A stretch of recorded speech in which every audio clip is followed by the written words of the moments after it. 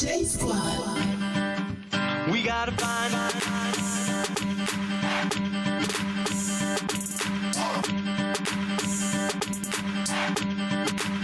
what do we do? That's the first clue. Now what do we do? That's the first clue. We gotta find.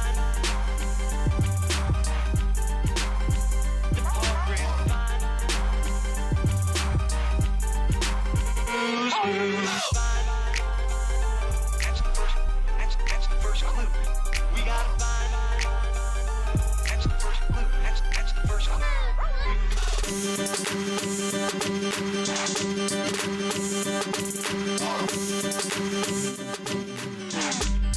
Now what do we do? That's the first clue. Now what do we do? That's the first clue. We gotta find.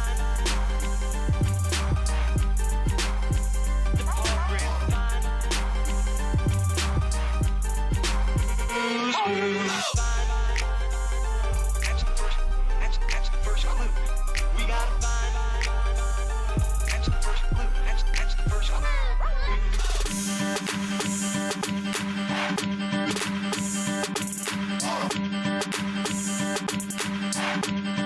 Now what do we do? That's the first clue. Now what do we do? That's the first clue. We gotta find.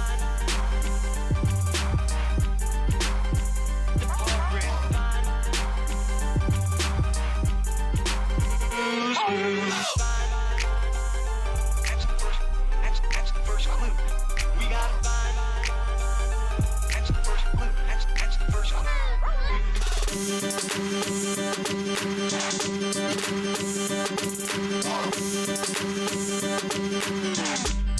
Now what do we do? That's the first clue. Now what do we do? That's the first clue. We gotta find.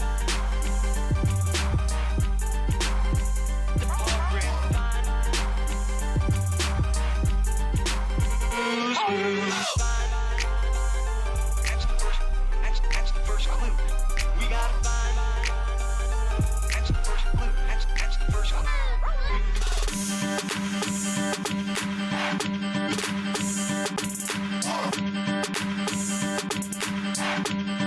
Now what do we do?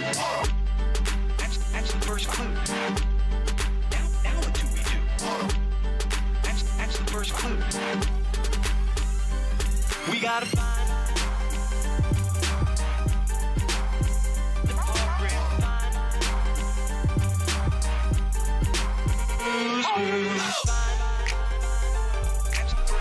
That's the first clue.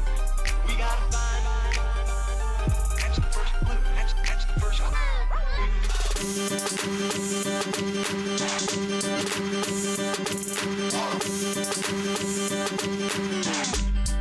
Now what do we do? That's the first clue. Now what do we do? That's the first clue.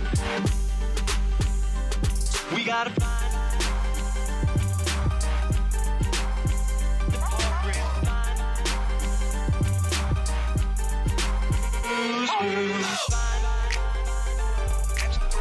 That's the first clue.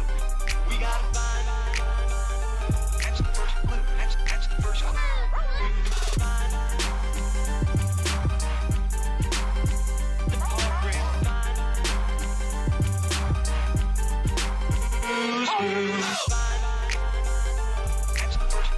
That's the first clue. We gotta find. That's the first clue. That's the first clue.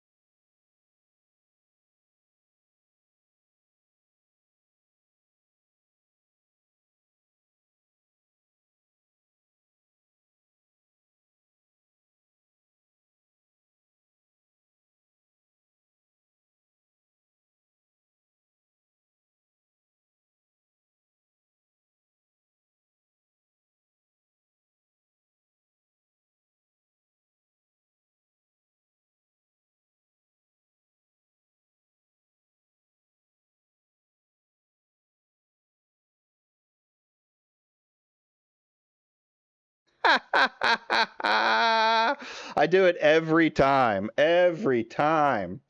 Worst streamer. So anyway, let me just start all of that yapping all over again. If you haven't been on X or any of these, online looking around, the anti-woke absolutely hate me. Half of them have blocked me and then made blanket copy paste statements to try it behind the block so that I can't, interact with it or do anything like that. Bro, what would you do without your viewers? I know, right? I've already had one whole one where I went through the entire thing. They like to try and throw it in my face, and it's funny. Uh, but yeah, I need you guys more than anything to keep this train running. But anyways, so yeah, the SmashJT haters came in, blocked me, did a series of takedown things using the basic stuff that they always use. There's nothing different about their script. And as you can see, I'm pulling up McDizzle because we're going to go over where I think McDizzle made a misstep and talk about that. Viewers without an S, it's 1. No, it's 2 right now from what I see. But anyways, so they're going to call you things when they come up with this. They're going to call you a fake centrist. If you're talking about Alyssa, you're going to be an Alyssa simp. You're going to be what are some of the other ones that they like to use? Clout chaser. You're going to be doing anything you can to. You'll be everything under the sun that they can do. And where I think McDizzle made a misstep in this is listening to that, is going in and saying, hey, I'm a centrist, like I'm in between. Here's my take on both sides, right? I think let's read into what he says, and then we'll kind of go over it and go from there. So McDizzle says, let's talk about Alyssa Mercante and SmashJT case and give you my thoughts. Now, as far as I'm aware, Smash has already given his thoughts on this. He's kind of reiterating, I guess, what he's previously said. So I'm not a lawyer, but I might be taking a paralegal course in September and love law. Lawyers think that jurisdiction might be a hard to establish, which is where I think, if anything, the case is going to fall through. It's going to be with the jurisdiction. I think the case for defamation is weak, but that's going to come down to whether it's I think what that's going to come down to on Alyssa's side, if it's going to be positive, is going to be whether it is whether she's a public figure or not. And I don't think that is a clear statement like a lot of people will say because she's on X. Like, just being on X doesn't make you a public figure. Just being a journalist doesn't necessarily make you a public figure. Not in the way that you're thinking. Most journalists that write in articles and stuff like that, not the big ones that are on TV, amongst like the movie industry, they're considered what is it called? They're considered partial public figures, but I don't know how that would reach down into law. So then he says, I think both Smash and Alyssa have said awful things to each other. I wish they could have restored it before a court case. There's a lot of hatred there, and neither one of their approaches is how I would approach this. This is the statement I think is got the one that got him the most hate, right? You can see that with all the stuff in it. And we'll kind of go into some of those as well. I find the law interesting, and it's in the gaming space a good goal to try and be objective with what you're putting out there. A good debate or discussion is better. I have no problem being told I am wrong. I have no idea who is going to win. I think it'll come down to how the judge interprets things. I will say overall, it sucks that it happened, and I wish they could have resolved it prior, as it is stressful for all people involved. So yeah, this is, I mean, this is a very centered statement, right? Very down the road, in the middle way to go. Um, but let's like talk about this. So what happened is, like I said, the anti-wokers went after me, and they put me behind they put me behind their wall and then started talking their shit. Well, in that, one of the things they like to call people is a fake centrist. Fake centrist, pertaining that you're just both siding it, you're fence sitting. It's kind of what they're trying to get at with that situation. So, what I have to say to that is don't respond, because it's a non statement. The only thing you should do in this situation is focus on what your argument was during the whole debacle. You don't need to go on your back foot and explain your side of the story. If you've already given out your public statements, you've already given out your public statements. I have given out my public statements on the Alyssa Mercante case. I know she doesn't agree with me on everything, especially on the defamation side of it there. But you can't just keep backpedaling like this, because what ends up happening is what we're going to see kind of in here.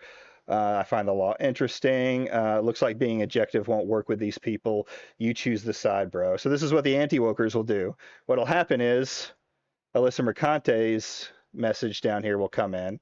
He defamed and harassed me over a month before I even acknowledged him. He platformed a very mentally ill man who lives near me, executing me in VR, and added his end Kotaku hashtag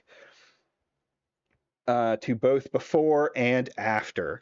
So I mean, it's once you've done this, you've essentially are are disliked by both sides, is what it comes down to, because Alyssa is going to see it full on no stop. Smash is a harasser, and Smash is going to say, well, I guess his argument is it's free speech, though my argument is he doesn't believe in free speech, which is something we may get to today. We may not. I don't know that I'm going to do a full anti-woker stream, but his end Kotaku is not about free speech. Then we have he led a month, if not year-long, harassment campaign after her. So basically, once he came and made this statement right here, he became the enemy of everyone. The anti-wokers are going to jump on it after these statements come out. The anti-wokers are going to jump on it and say, looks like being objective won't work with these people. You chose to side with them.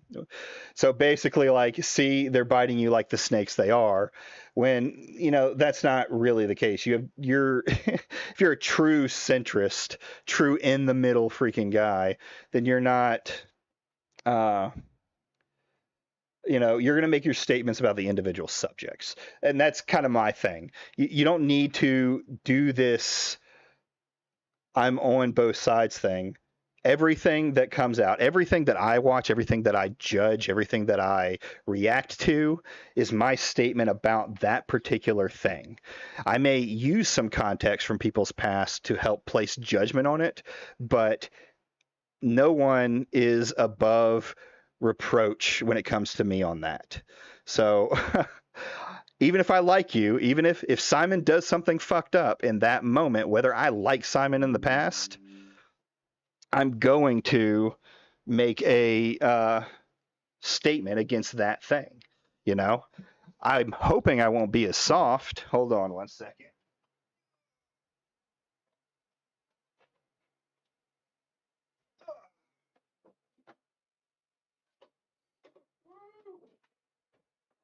Do something right here. I hope, and my thing is to not be as soft on my what I would consider friends over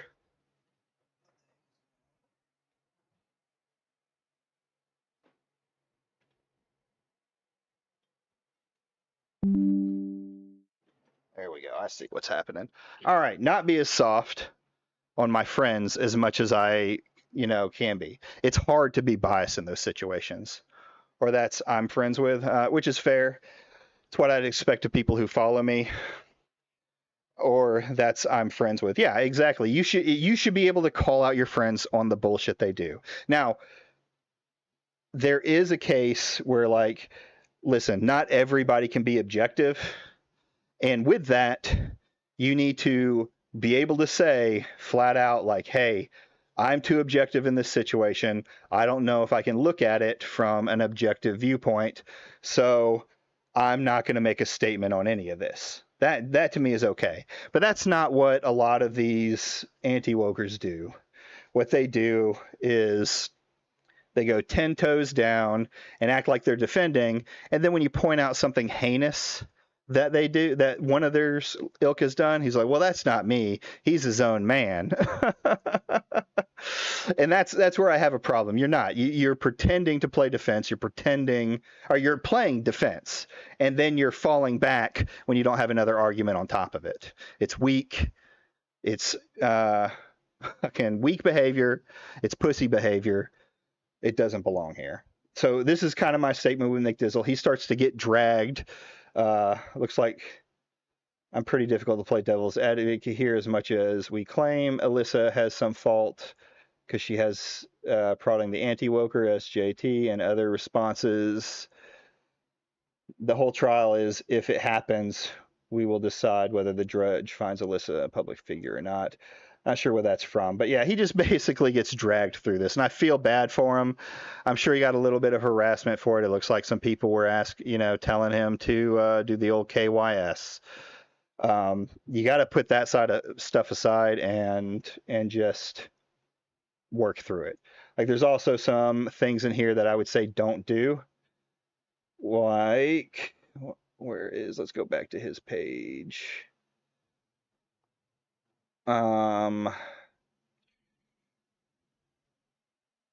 Where are you?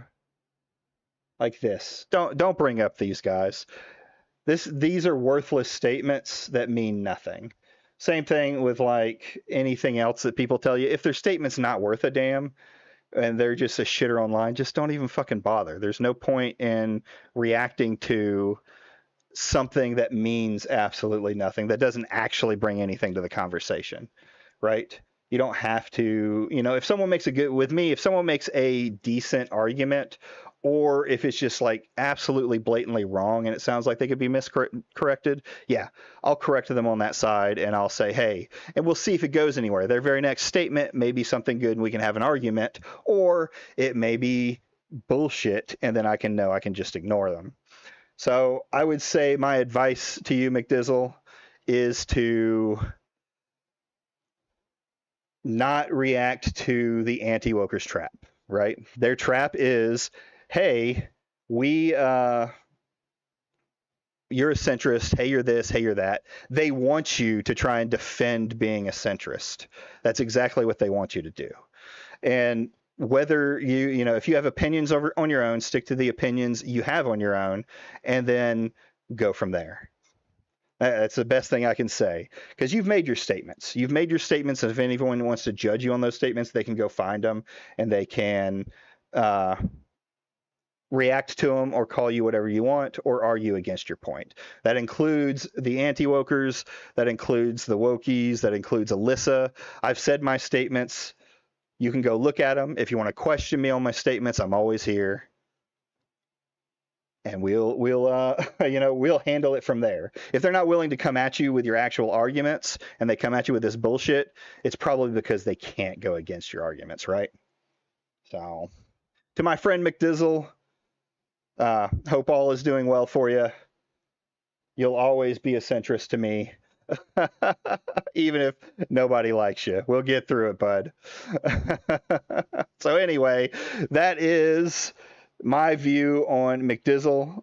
If he wants to come on sometime and talk about it, we can talk about it and things like that. Best thing you can do is ignore the heat or give them heat just as hard, because they don't like to fight back. They don't like to fight back on even terms. They like to hide like scared little pussies and just make blanket statements where you can't talk against them. They do it over and over again. It's sad when I have to say that 8-Bit Eric is the braver of the ones. Like, he will still engage with me. Even today, he didn't just drop a blanket statement and then block me like Cage. Or actually, they dropped the statements after they blocked me, like Cage and like Nobody.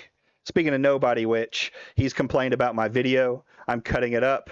I'm downloading it, cutting that video out of the stream, and I will be posting it so everyone can see my views on his video. That is my views on his video in particular. Some of the mean comments I made to him about the asshole that I am. Anyway, let's get on to lighter tones. Let's get on to... Oh, we gotta get rid of that guy. Boop. Awesome. So the next thing I was going to take a look at was, as the title says, SmashJT, Harasser, Scumbag, SJW? When could SmashJT have been an SJW? Well, fun fact, in his past, he kind of was. He kind of was. At least for gamer girls. At least for gamer girls. McDizzle is perfect. McDizzle is perfect. You are an angel and a blessing to the internet, McDizzle. Just popped in for a second. Okay, you're going to go live and talk about it? I didn't know Alyssa responded to McDizzle's post. I'm just now reading it. Yeah. I mean, it's about what I would expect for Alyssa. You know, I can see where she has a, from her point of view, it is, this huge harassment campaign. And it's hard to argue against that, right? It's very hard. So if you want McDizzle too, you can pop in and we can talk. You don't have to just sit here and take my criticism. We can do it on dual streams too, so I'm all for it. But yeah, I mean, you look at the campaign of, and I'm going to go into this later. I have a couple of segments that I'm building up. Now I'm going to hang out with my wife. Hey, nothing wrong with that. Nothing wrong with that. I'm abandoning my wife to hang out with all of these chatters, all of my 3 concurrent that are in here enjoying my content. But anyway, we'll get to it. I've been looking into SmashJT's history. I found a lot of interesting things that I'm going to talk about. Everyone knows that he was laughed out of the retro community, but I don't know that a lot of people know that he was laughed out of the commentary community as well. In fact, like the people that are around Augie RFC, Nicholas Diorio, and stuff like that, interactions with Tipster, which Tipster was part of the, what is it called? The retro gaming. So funny thing is I'd like to talk, but my wife changed work days, so we are hanging out too. So I can't talk for the same reason. Hey, that's fair. Nothing wrong with that. We'll chat soon, man. Have fun. We will. At Damage Sector, keep griffing. Oh, Juicy, tell me more. We can bring up that video. I have a video on it because it's actually pretty hilarious. I was trying to consider whether I was going to bring it on. Maybe we'll watch this first and go from there. Let's see here, playlists. Because it's actually funny, some of the people he sucked up to. I've heard that he hung out around a guy called Rowdy Rick. I don't know who he is, and was begging for people to watch his videos. We've watched a video already where at the end of it, he begs people to get views. He says, if I don't get 20,000 views in in like 24 hours, then I'm putting the stream to membership only and stuff like that. He's the more I read about this scumbag, the more angry. I don't know if the more hatred I have. We'll just say hatred. It's okay to hate people, right? Card posting told us that it is okay to hate people, and hating SmashJT comes easy. The more and more you dig into his past. Where is it? Television Amco. Here we go. Here we go. Boop. I've watched part of this, but in it, it does explain a little bit of the commentary community and shows a little stuff. Top Loaded Gaming. I think he's a retro guy too. But in here, we do see some stuff from the commentary community. Mr. Top-Loaded Gaming, the fucking garden gnome who thinks he's intelligent. Hey everyone, Trevor at Top Loaded Gaming. So let's get right into it. My last video was definitely polarizing. I get that. I also think a lot of people are misconstruing what I actually said in that video. But look, the first topic that popped all of this off was Destiny FOMO's OnlyFans ad. Now, right away, I want to say I have no issue with people discussing that it's a topic that some people find interesting, and I think it's fair game, right? So I've also made up my mind on whether I think it's harassment. You know, Tipster was saying that SmashJT turned it into harassment. So I was kind of having trouble, you know, making my mind up on that. So this I don't know about the Destiny FOMO stuff. I guess she was getting a lot of heat from Smash, and then there was an OnlyFans that came up. She seems like one of those girls that dresses sexy. Oh, that's what it was. I think I haven't looked too deep into this one yet, but it was something about her copyright striking someone. And then it got into other things, and what was I going to say? And SmashJT, I guess, was at the center of a lot of this. That's definitely one thing I disagree with Tipster for. For those that don't know, Smash was getting heat for his use of the word thought when Destiny FOMO initially struck Overthink Gaming. And his way of replying was just to show a Google search of her images. I wouldn't have used those pics, and I've already expressed why on stream. But I don't think showing Google results is tantamount to harassment. One thing I think people are failing to see in this video. Yeah, so I did see this video. We may watch it on another day. But yeah, what he did is he didn't want to bring up any of her videos because he didn't want her to copyright strike. Yeah. Oh boy, Tipster. Now that's a name I haven't heard in a long time. So I've been I was there when Augie RFC made his return and went after Bo Blacks, and Tipster was involved in a lot of that. And we've seen, I've heard a lot of the history around Tipster. But yeah, apparently him and SmashJT got into it, and it sounds like, which I haven't read the whole thing on it, that he may have gotten the positive outlook on it. Was that in my stream, Trust Hill was called a liar. I discovered evidence to the contrary, and I wanted that corrected, and I still view that as a win. But let's address one thing really quickly. SmashJT is accusing Tipster of simping for Destiny FOMO. Now, I even had him... I mean, who hasn't accused Tipster of simping for a woman or a trans woman or something like that on stream to clarify what he meant by that, and he's also clarified it in his little poolside chat that he had. Now, what you out there, the average commenter and average YouTuber that comes across this video may be thinking is that Smash means Tipster is white knighting for Destiny. Maybe he's biased towards Destiny. Now, Smash does mean this in part, and if that was the extent of his criticism, Tipster already said this was a fair criticism of him, and if people wanted to make it, go for it. Furthermore, I would agree with that statement.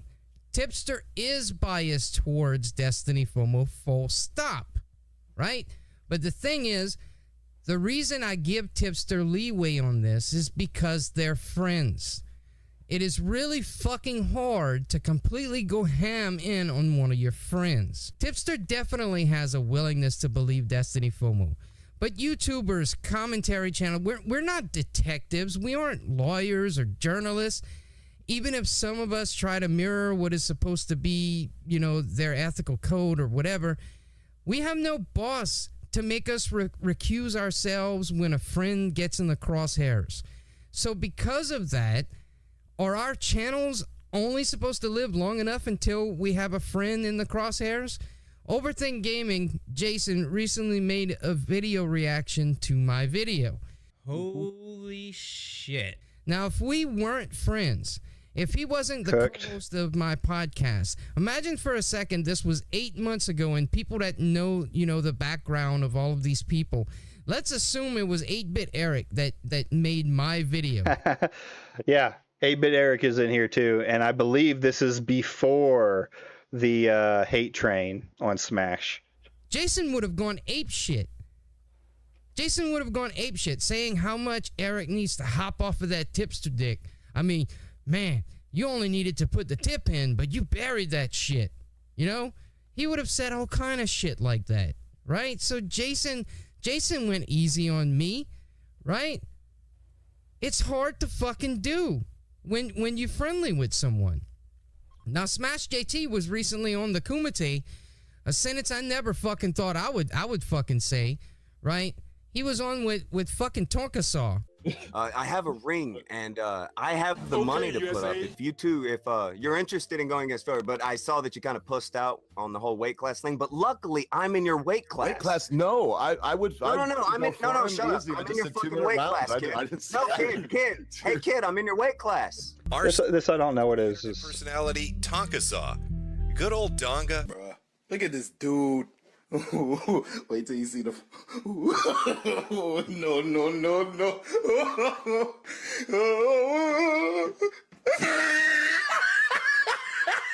All right, I'm kind of fucking around here. Really, I dropped out of watching a lot of these commentary channels around the Tonka internet blood sports era. So I really don't know all the shit behind all the Tonka memes.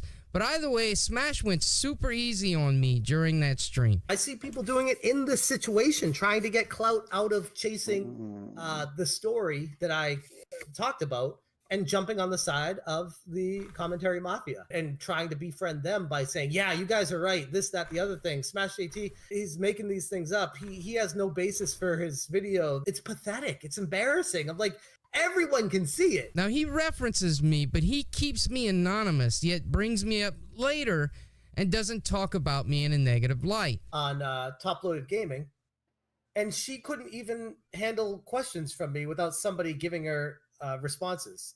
Certainly, Smash went easy on me. All these channels trying to call people on shit that they're guilty of themselves. But again, I agree that Tipster is heavily sympathizing for Destiny FOMO. The thing is, I think it's unavoidable when you're friends with someone, when you're friendly with someone. But here's the fucking huge but in all of this. That's not the only thing Smash is saying. Smash is throwing out accusations that Tipster is essentially cheating on his wife, or at least his wife should be suspicious of him. Huh. Who else has said that someone was trying to ruin their marriage? Very interesting statement.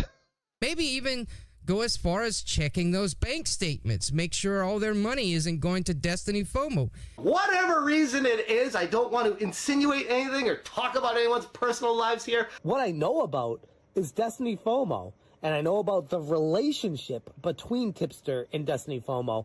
And from what I've seen, I would imagine, this is not a fact, but I would imagine it goes a lot further than what we've seen on surface level. I don't know if that's giving access to her OnlyFans for free. I don't know if that's the insinuation that he's going to have a shot with her in the future. I don't know. Like I said, I don't want to get into personal lives. And I see. Yeah, oh boy, Simon, that is right. How about that? That sounds so familiar. That aged like old milk. Yes, it did. So that may be a clip I have to put on the internet. But anyway, let's continue because it gets more interesting. Seen And I haven't seen all of this. I've skimmed through like towards more of the end and watched some of the middle. So we'll see what else comes around. no evidence of that.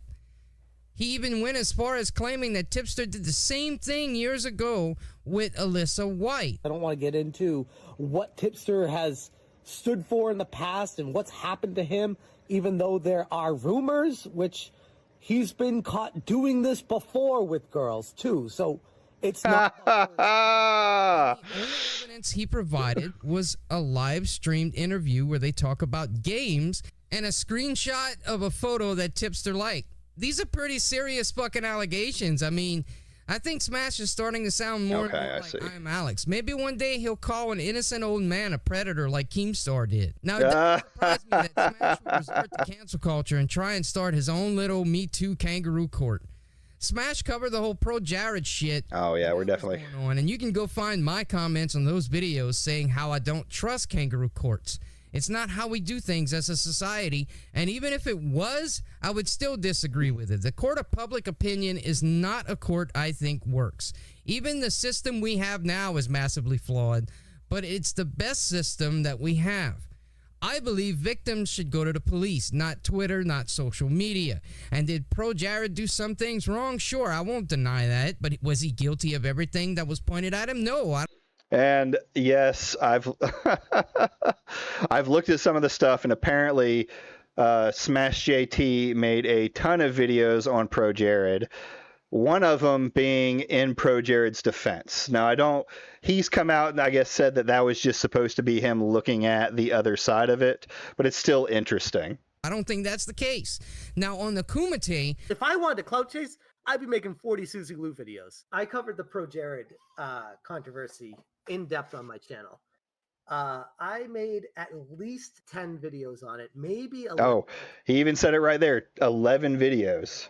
it's actually 19, 20 if you count the video he made defending his coverage of Pro Jared, which why the fuck wouldn't you count it? Unlike most people, when I covered it, I actually did a shit ton of research on it. And one of the videos I made is called In Defense of Pro Jared, Why I Think He Could Be Innocent. Hey, by the way, I'm one of the few channels that actually defended him. So I don't feel so bad about this because I said my piece on it. Motherfucker, please. After how many videos, Jeff? Heidi's privacy, mental well-being, and discretion has always been and will remain my highest priority through all of this. Blocks her on Twitter so she can't read the post. How many videos did you do while you were giddily laughing like a schoolgirl over this shit? I'm sorry you're going through this, even though I'm the one that has sex with you. At any rate, the accusation that Tipster is continually simping for girls behind his wife's back is a serious allegation to be throwing out there. So in this, I'll say Smash. Why are you always lobbing out accusations without doing your due diligence? I mean, you use the excuse that YouTube is not a courtroom. Well, sure, it's not a courtroom, but maybe your videos would be a bit more entertaining if you would actually put the work into flesh out your evidence for your accusations. The guy who's just spitting the truth. I'm clout chasing, and I'm not one to shy away from the facts. I know for damn sure it couldn't hurt your approach. I mean, you say on the Kumite that you deal with facts. What facts, man? What is factual about what you do? This is a common statement you hear from Smash TV, from SmashJT as well, that he uses the facts of the case. He uses, good journalism. He's really, into it. But I don't know that I would consider anything that I've seen him do like good facts. He's been called out for being a bad, for not vetting his sources. So it's just whatever he finds that he can say, he'll say it, He has a track record of making dozens upon dozens of videos about a single person within a short amount of time. Yeah, absolutely. It's eye-opening seeing how he's acted in the past and how he is, currently acting. Was arguing with Eric factual? Now, if people are unaware, he got into a spat with 8-Bit Eric that I think he embarrassed himself over. And I would write some random tweet to David Webb to see what happened when Eric responded. And without fail, I would see Eric's eyes go like this. And I'm not one to shy away from the facts. And what's the use of facts anyways, especially when it's not a courtroom, man? It's not the FBI, remember? It definitely is a lot of conjecture that would definitely not hold up in court. But this isn't fucking court. Isn't that what you're saying? So what the fuck, what use do you have for facts? Now, one thing I think I've proven on this channel recently is that if you are trying to hide something on a stream, it's very fucking difficult. Ask Destiny FOMO about that. He like paused Battletoads and it was dunch, dunch, dunch. And he's over here doing this, but he wouldn't send it. He would wait and then he'd go back to playing in Turbo Tunnel or whatever. And then he'd go over and hit the enter button with his pinky while he's in the Turbo Tunnel. Like, I make a bunch of videos about Rev, but those uploads are few and far between and are always about different situations. Yeah, I mean, there's nothing wrong with talking about a particular topic, right? I'm definitely, someone who's probably going to be covering SmashJT quite a bit over the this kind of stuff like this. But when you go and look, like, there's a difference between you making a video about something that he's doing and then doing this. Boom, boom, boom. Boom, boom, boom. SmashJT. You go here, and it's, the videos always pop up, which he is slowing down on his Alyssa content as of late, but when you start to go back, it gets deeper and deeper. Alyssa, DEI Grift Girls. That's the illegal court case that he was right on. So he has been letting off of her. Good. I know there was more. Alyssa.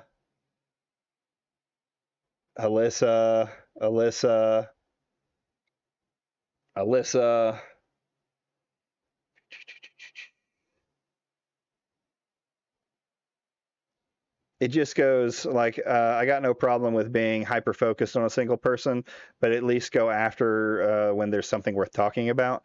Yeah, and that's kind of my thing. Like, a lot of this, as I've looked through it, is small time shit. It's like, she made a tweet. Like, his last live stream video is over a tweet that she didn't even talk about him. She talked about playing a game with Airbag. So he just had to step in because Airbag's the bad guy. Airbag bad for what he's done. And yes, from what I've heard, Airbag has come out and stated that he's not happy, like he's not good with what he did. And made an apology for it. He still made he still doxed Smash's wife, so there's that. But he's at least come out and said, hey, I made a mistake here. This is why I hate content farms and drama farms. That's fair. Well, so it depends. I guess if it's a farm, right? Because not all commentary channels are farms. Some of them will cover different things. Like there's the whole thing going on where everything is Destiny. Not even Destiny. It's Hassan, Ethan, all of that other fucking bullshit. And it's constantly all day long. They're going after each other. Left, right. Yeah, that gets annoying because it's just like, they're just doing it for the content. But anyways. To make it look like someone's having a full-on conversation, and that's impossible during the Turbo Tunnel to do what he was doing. And I'm not one to shy away from the facts. Now, here's the thing. You have to understand about my mind frame going into this whole fucking debacle. Ever since Smash got his job, he started this narrative that he was being fake, but not anymore. Now he's going to be real with everyone. He doesn't have to worry about the ring kissing of channels anymore. And I'm not going to bend the knee just to kiss the ring with you guys. Like, I don't give a shit. I really don't. You're and that have a long walk on YouTube, right? That's always been my problem. I sent things in. I wanted to be noticed. I wanted that shot of adrenaline, those endorphins. Just listen to this statement. SmashJT is not going to bend the knee or the ring. Be noticed. I wanted that shot of adrenaline, those endorphins in my brain going off saying, oh, they talked about me. They showed off what I sent them. That's why I sent things in. And that's the only reason people would do that. They want the attention. No, I'm watching this. So basically, from what I've heard, Smash used to constantly send his videos to other people, try to get people to watch them and things like that. And commentary channels, you know, loved to go at him for it. The ring kissing aspect of his channel hasn't changed though. Well, yeah, but now it's the, you know, it's people, he has people who kiss his ring. So he's top dog in the in the arena. Specific video, and the thing that crossed my mind was, well, which Smash is the fake one? And not now, back then when he made the video. Getting fake excited about stuff just because I knew it would draw people in. So I'm thinking, if you were willing to fake all these things for clicks, what stops you from faking things for clicks now? To hear that he was being fake was very jarring to me, because this is someone that I considered a like-minded person to me. So I've been guarded towards Smash lately. And to be honest, I've been seeing him just contradicting himself again and again and again. What even is making a YouTube video turning into, where it's just like he said, she said, gossip, tabloids, checkout at the grocery store? Like, That's pretty much what it. is this? What YouTube is turning into? Bitch, are you for real? I see RGT posted yet another Switch eShop sale. I saw Beat 'em Up posted yet another. Oh my god, what's the next Nintendo Direct gonna happen? I saw a whole bunch of other generic content being posted once again.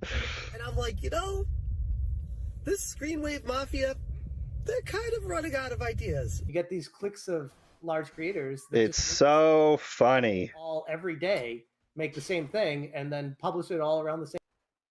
So look at this.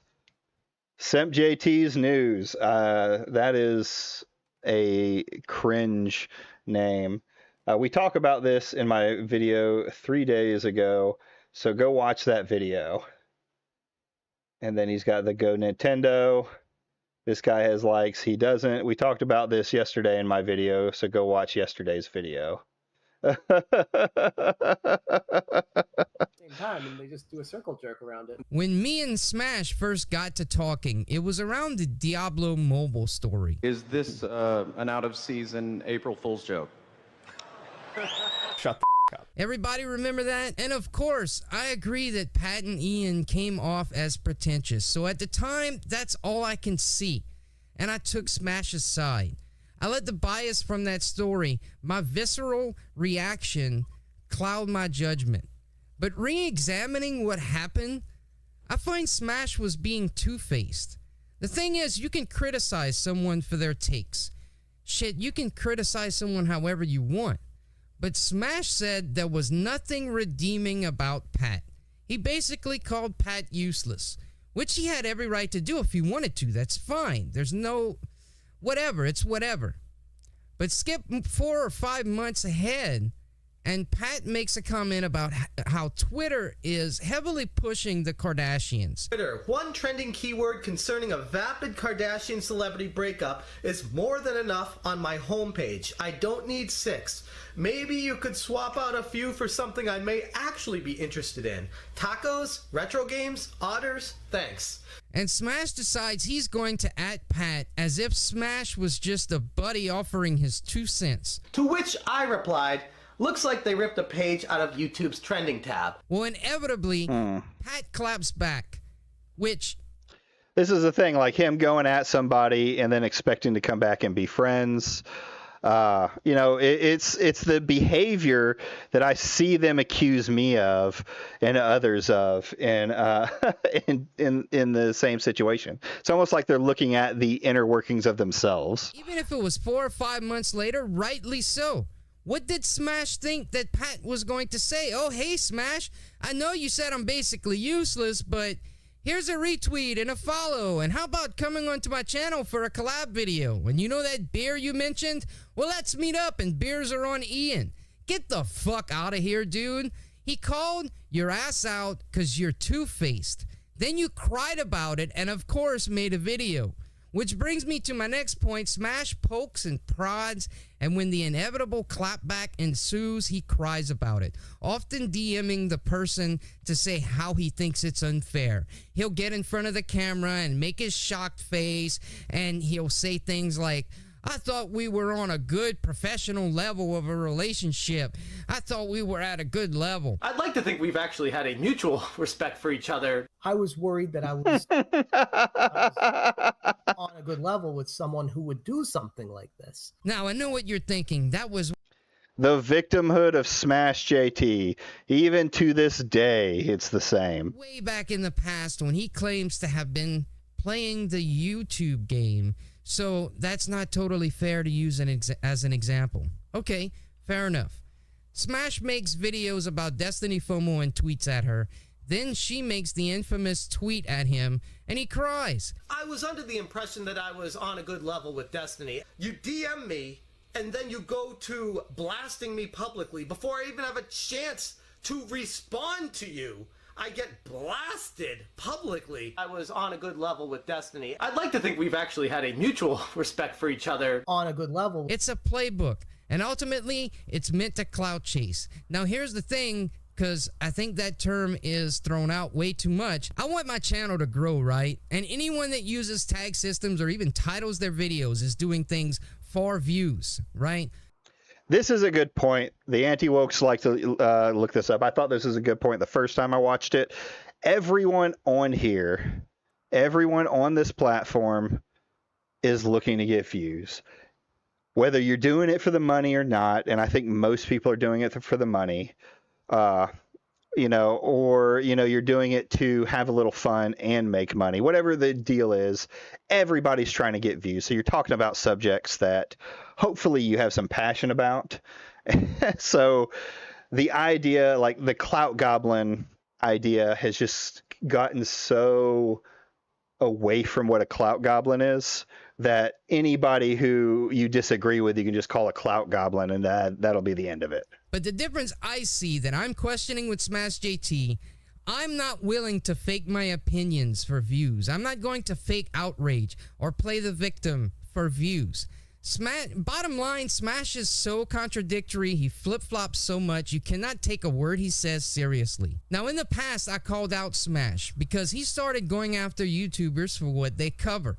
During the John Hancock strike, Smash was tweeting at everyone nonstop all day. One really important thing to point out is that Smash was tethered to that story. He was one of the channels that was struck by John Hancock. So do you see any conflict of interest that may blind him from making the best decisions during this time? He went... Hold on, let me go back to this.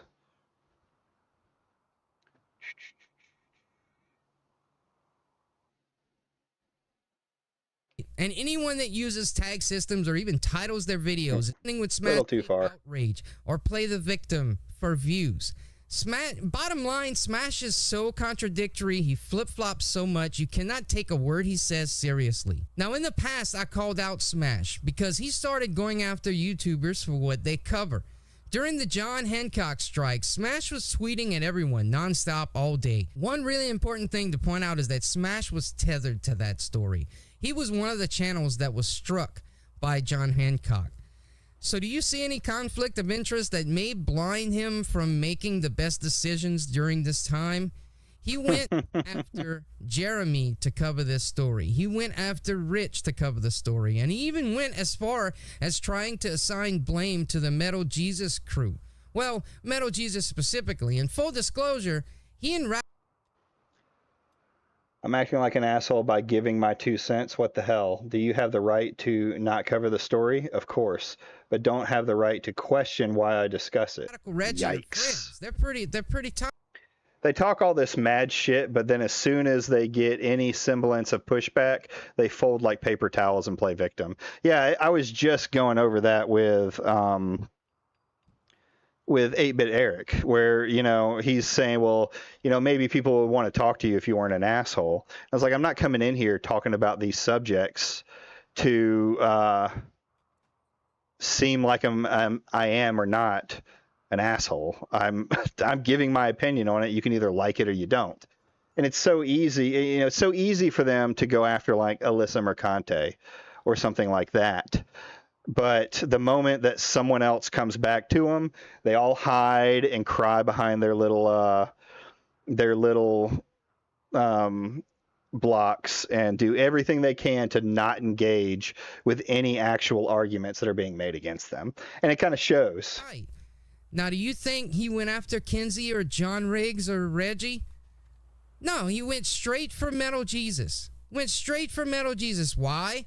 Because he knew that if Metal Jesus addressed it, well then Metal Jesus would have to mention SmashJT a bunch of times in the video, right? So is it a conflict of interest blinding him from seeing how ridiculous that was?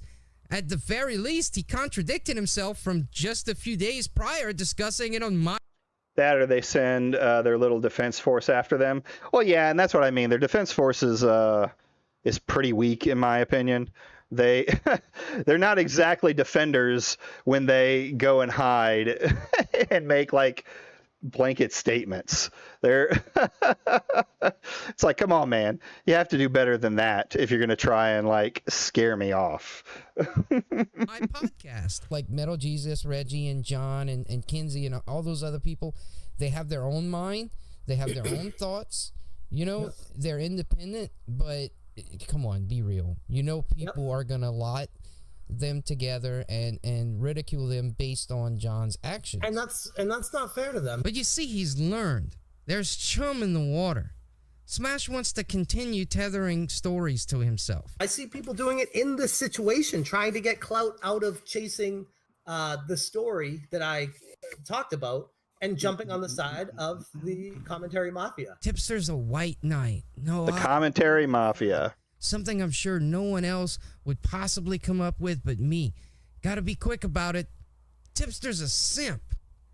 Smash hijacked the actual stories, which was Trust Chill's claims about being threatened by Destiny FOMO and the OnlyFans ad. And if YouTube is the proper place for this type of ad, especially looking through the lens of the adpocalypse.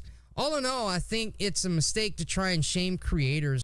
So that's only when they have a larger following. Yeah, I don't think any of these guys would try to have the heat if I was a bigger channel or if it was a larger channel that was going after them. You know, they only like it when it's the little guy. And even then, they're not doing Nicholas Diorio.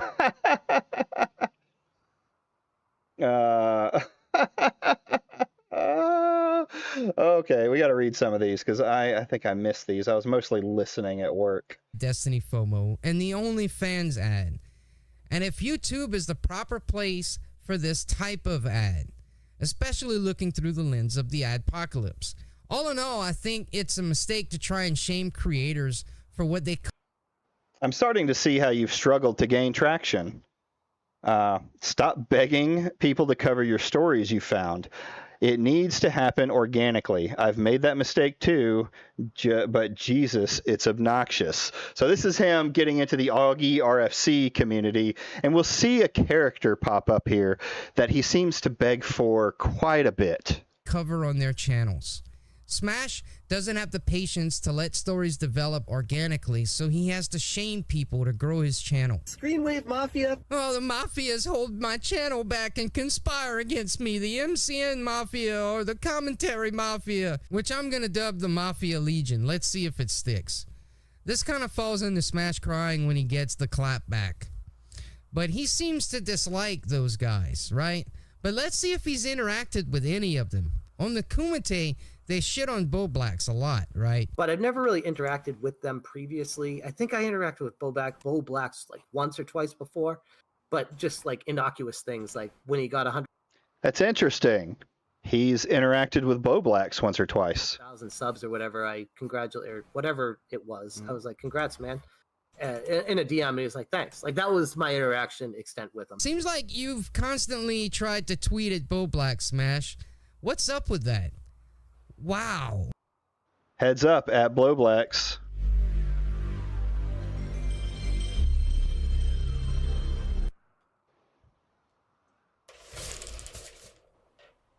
What?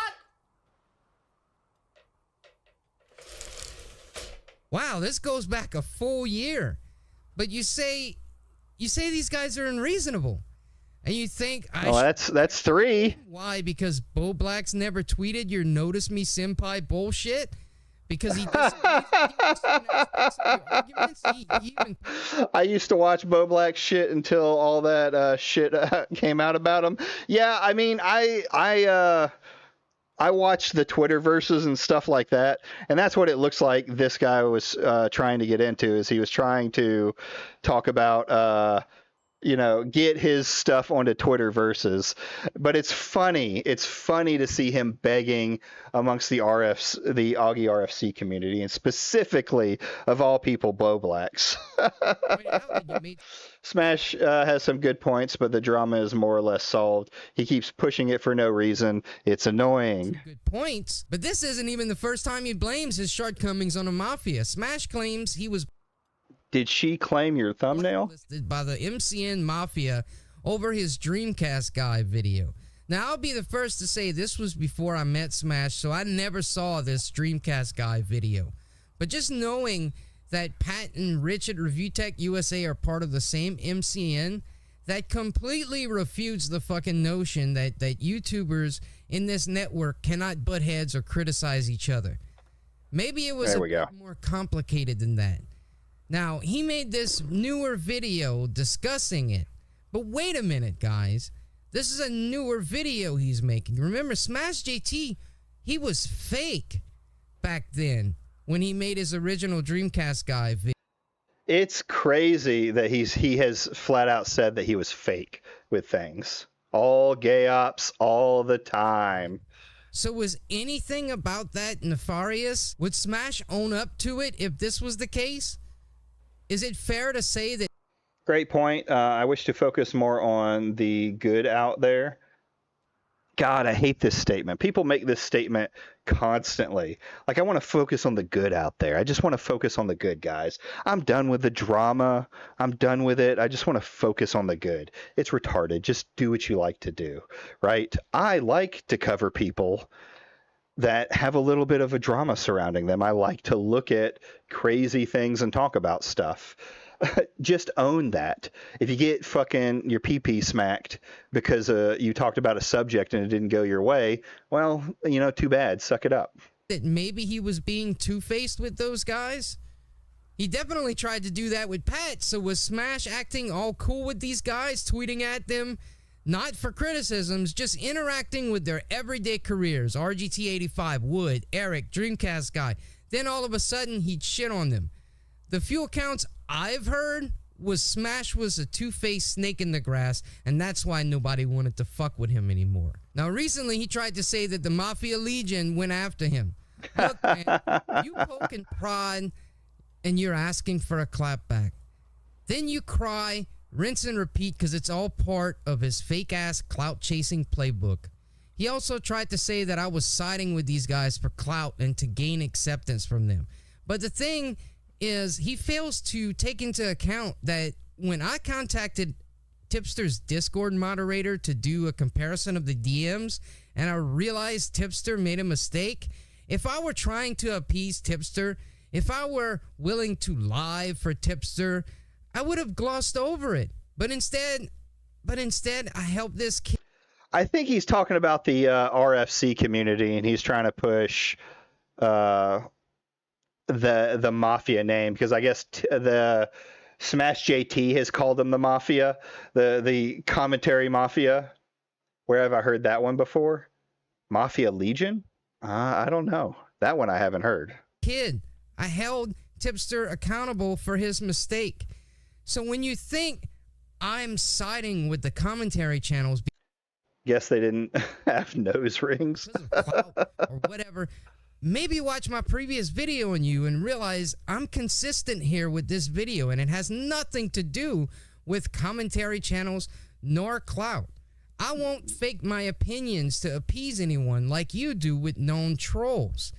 Maybe I just actually disagree with you, question your motives, and think you are blowing things way out of proportion. But nah, I'm way off. You blow things out of proportion? Get the fuck out of here. Get the fuck out of here. Here's my slow reaction to all of this. I finally got off for a week Wednesday morning, and, you know, if I were off, if I had been off, I would have already asked Smash on a stream so we could discuss this and possibly end it. And this is another thing to factor in when you're making up your opinion of this guy, is he enjoys this. He enjoys all of this. People shitting on him and vice versa.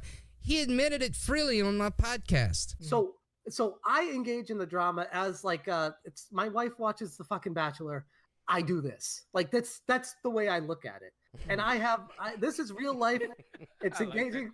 And sometimes I watch The Bachelor with her. I had fun with it. I really had fun with it. I had fun talking with this alt account all day while I was at work. It was a big fucking waste of time, but it was entertaining. It was fun.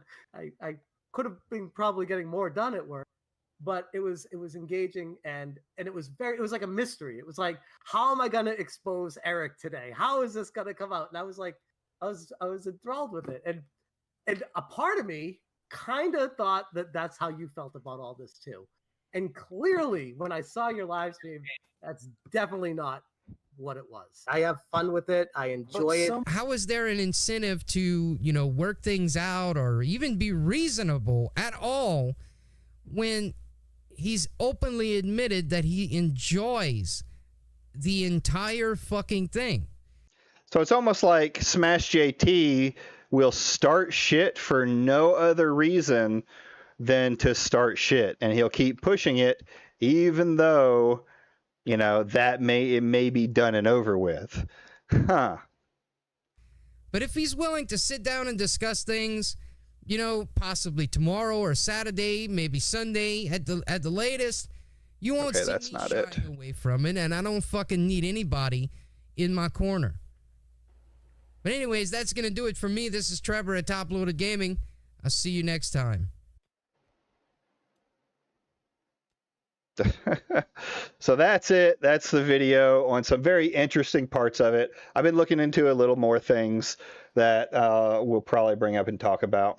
But next, I want to take this one. We're gonna want to go to the name of the channel, or the name of the title of the video, or the title of the stream, which is Smash may have actually been a simp, or not a simp, an SJW a little bit, fighting for the rights of women out there. Let's take a little look at this. It says do looks matter. That's the second one. The first one is going to be exposing YouTube gaming's gamer girl double standard. SmashJT Show. What's going on, guys, and welcome to another episode of... Enjoy this. First, right off the bat, you're probably asking yourself... Enjoy that right there. Enjoy it.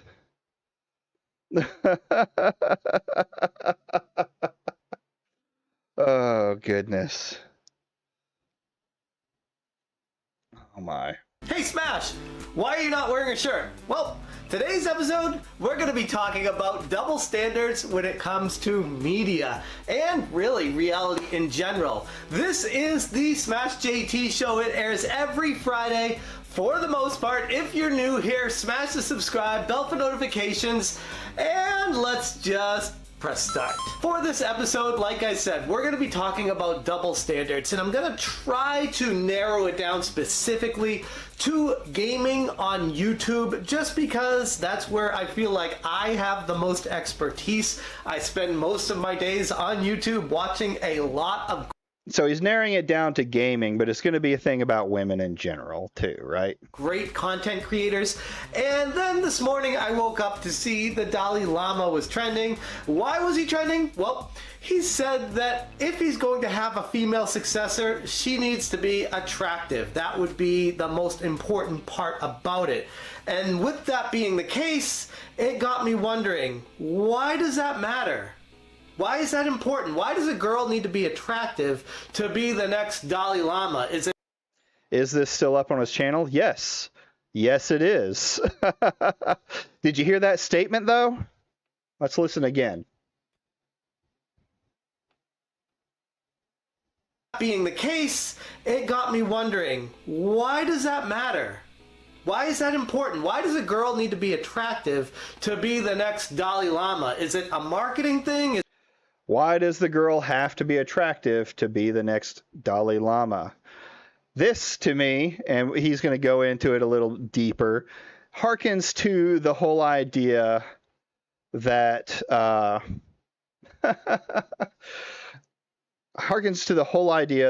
you know, women have to be sexy in games, that the uglification of women. But what did Smash just say? What was that, Smash? It got me wondering, why does that matter? Why is that important? Why does a girl need to be attractive to be the next Dalai Lama? Is it a marketing thing? Is it they want to spread the word and it's easier to do if the girl is attractive? It's just so many misfirings in my brain when I heard that. It pissed off a lot of people, and it got me specifically about the realm that I'm living in on gaming YouTube, and that is with gaming YouTubers and what they have to look like and how do they grow their channel, what do they need to do. And when I go through every single creator that I know, I'm starting to go through the men, and then I start going through the women, and there is a fact. Bro is basically another Andy Pants Games. True. And that's Boogie, isn't it? Oof. That's a horrid face. Yes, he is right now talking positively about ugly women. And I'm sure if any of them listen to this, they'll say, well, you know, he's talking specifically about gamer women or things like that. It's not the same thing as, you know, uglification in the gaming industry. But I mean, I would argue it absolutely is. Why the same statement that he made about, you know, about gamer girls, that why, you know, and about the Dalai Lama, why do women have to be attractive, is the same statement a lot of people are making about the uglification of women. Most are making the statement that, yeah, sexy women are okay in gaming, but it's pretty telling. Fascinating trend that I see when it comes to gaming YouTubers. If you're a guy, it doesn't matter what the hell you look like. If you make good content, you're probably going to grow, and if you don't, you're probably... All right, I'll send it to you. Hey, can you do me a favor while you're doing that? Cut out that specific. Well, I can do it. It's not a big deal, but maybe download it. I'll try to spread the word around a little bit. I mean, a good clip would be that one. Hold on. Let's go to the Discord. I don't want to do it. Let's see. Boom.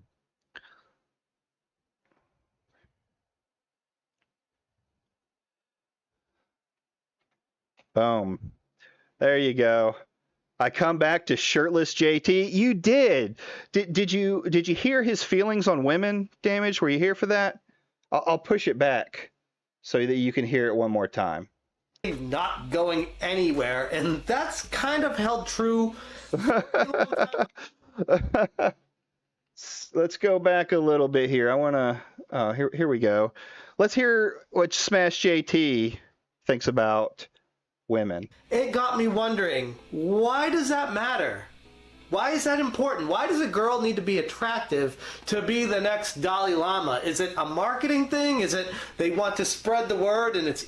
Now, the context of this, since you're back there, Damaged, is gamer girls having to be attractive to get clicks, and he's going to go into detail on it. He's gonna tell us what he thinks.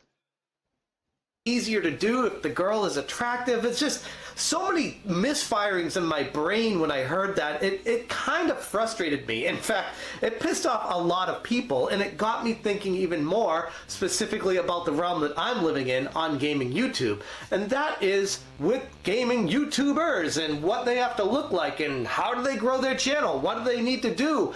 And when I go through every single creator that I know, I'm starting to go through the men, and then I start going through the women. And there is a fascinating trend that I see when it comes to gaming YouTubers. If you're a guy, it doesn't matter what the hell you look like. If you make good content, you're probably going to grow, and if you don't, you're probably not going anywhere. And that's kind of held true for a long time on YouTube.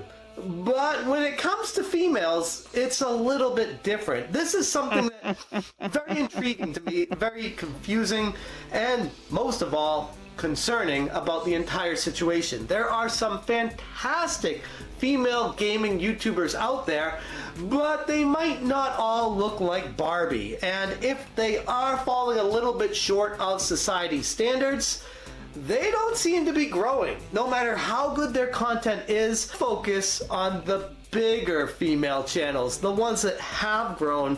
And the consensus around all of these people is they're attractive enough to garner an audience. Did I just to keep coming back? Oh, Jesus Christ.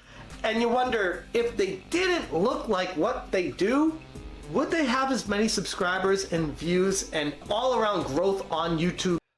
How about that statement? Come on now. would SmashJT of today make this statement? Like, would he coming back week after week, and you wonder, if they didn't look like what they do, would they have as many subscribers and views and all around growth on YouTube that they do? I'm confused. What universe is this stream from? This is from this universe. This is SmashJT from 6 years ago. This is what Smash could have been.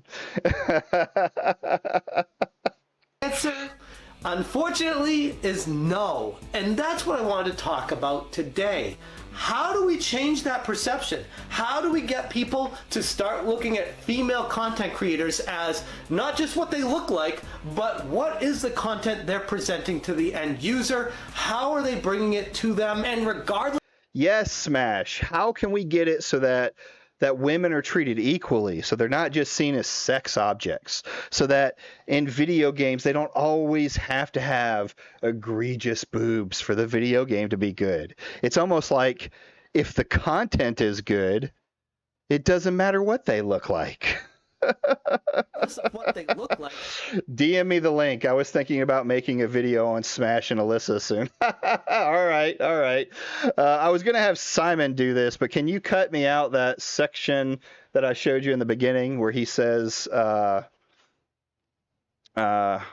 was it? Anyway, we'll talk about it. I'll DM you the link. You might want to download it, though, because if any of them are watching, I haven't downloaded it yet. So if any of them are watching, it may get taken down before too long. Copy. Do I have you on Discord? That's fine. I'll send it on X. We'll send it on X. I don't mind getting into a little Xy boy while we're here. Boop, boop, boop. Already planned to. Nice. I can always count on you, Damage Sector. You, I think your little guy, your little videos are bangers. Maybe it's my ego saying that, but I mean, I'm going with it. It makes me smile every day. All right, sent, bud. Why does it do that? Now, it's like if you add in the HTTP, it does not like that at all. There we go. There you go, bud. Let's keep watching SmashJT in his SJW, his lefty women body positivity arc. If the content is good enough, it should be king enough to carry their success. and it's not. And I don't know how to change that. I don't know how to change that. But the whole Dalai Lama thing, talking about... It's something that needs to be changed. I'm kind of with him on that. Like, I don't have a problem with sexy women. I never have. But do they always have to have their tits out while they're playing a game? Can they just be gamer girls now with it? Do all the women always have to have an OnlyFans? I'm with you. I'm with you. Needing a female to be attractive, if a female is going to take over the Dalai Lama and follow in the footsteps of him, it got me a little bit concerned for the future of this world. Is that what we need? Attractiveness. You have to have some sort of sexual connection to the person you're watching just to be able to enjoy them if they're... Do you have to have some sexual connection to the person that you're watching? Or you could even say to the game you're playing. Female. Now, for the most part, unfortunately, yes. Now, individually, a lot of you might be watching this and saying, no, I don't care what they look like. It doesn't mean anything to me as long as they're a good person, making good content, doing a really good job on their videos, and they treat me nicely and with respect, then why would I not like them? That's not the problem. You are not the focus of this video because you are the minority.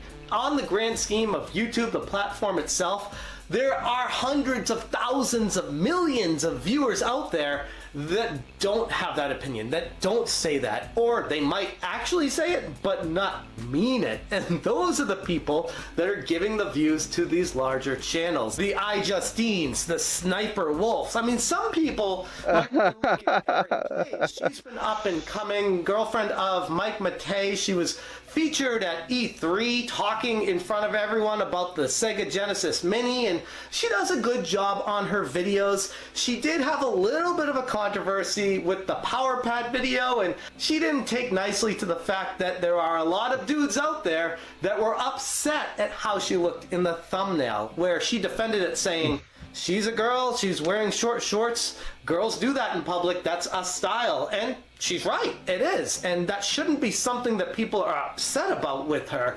But she's not a girl, so let's be real here. That is helping her, and she's using that to her advantage to grow her channel in addition to everything else that has been taking place. That's not to take anything away from her talent or quality of her videos, everything that she puts together on her channel over there, but being somewhat attractive or dressing a little bit more, dare I say, scandalously in these videos. Dude, this is a completely different Smash, right?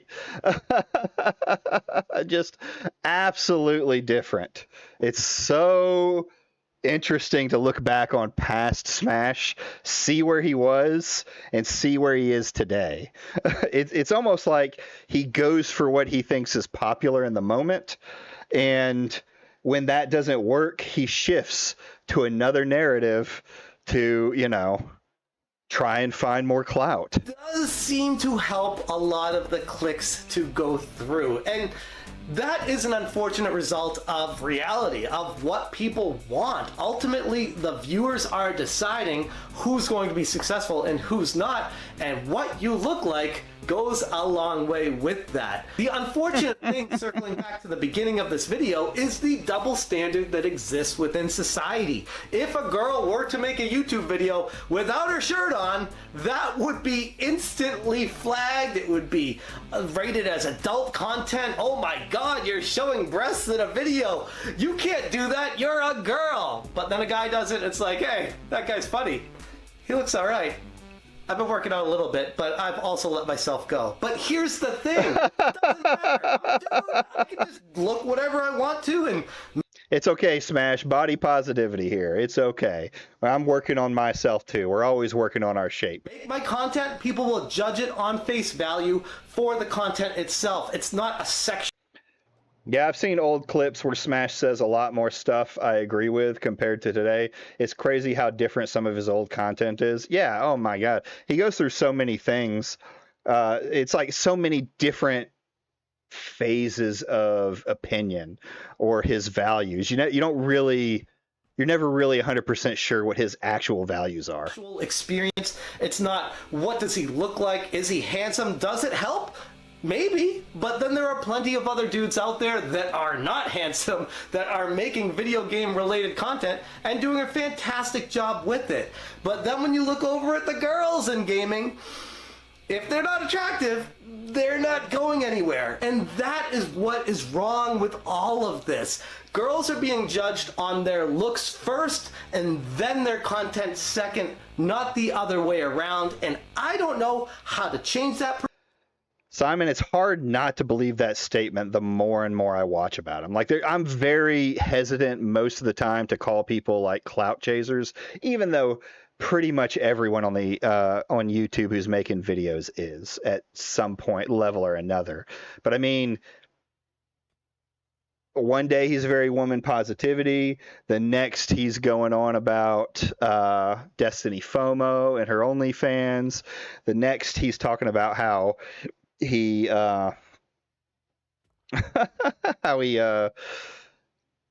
hates the commentary community. Then he's talking about how he just loves the drama and likes to get in it. There's a lot of flippy floppiness with this guy. It's why while I criticize Smash when necessary, I've never gone off on him like I did Grums. I think it's an act for money. He acts like his old self when defending people these days sometimes. And that might be there. My problem with Smash really boils down to the his Endo Kotaku campaign and stuff and the dishonesty around the Alyssa Mercante case, right? That's a lot of the problems that I have with Smash. And his history shows why he's such a rat about it. Perception, but I figured making a video and starting a conversation about it is probably the best place to begin.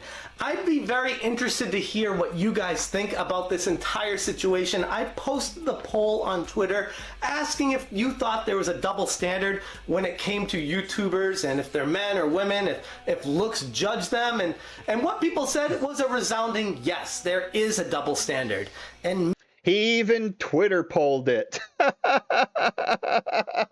I wonder if he Twitter polled today, if he'd get a different result. Like, I wonder with his current fans if this would be the opposite. Maybe that's just the way it is.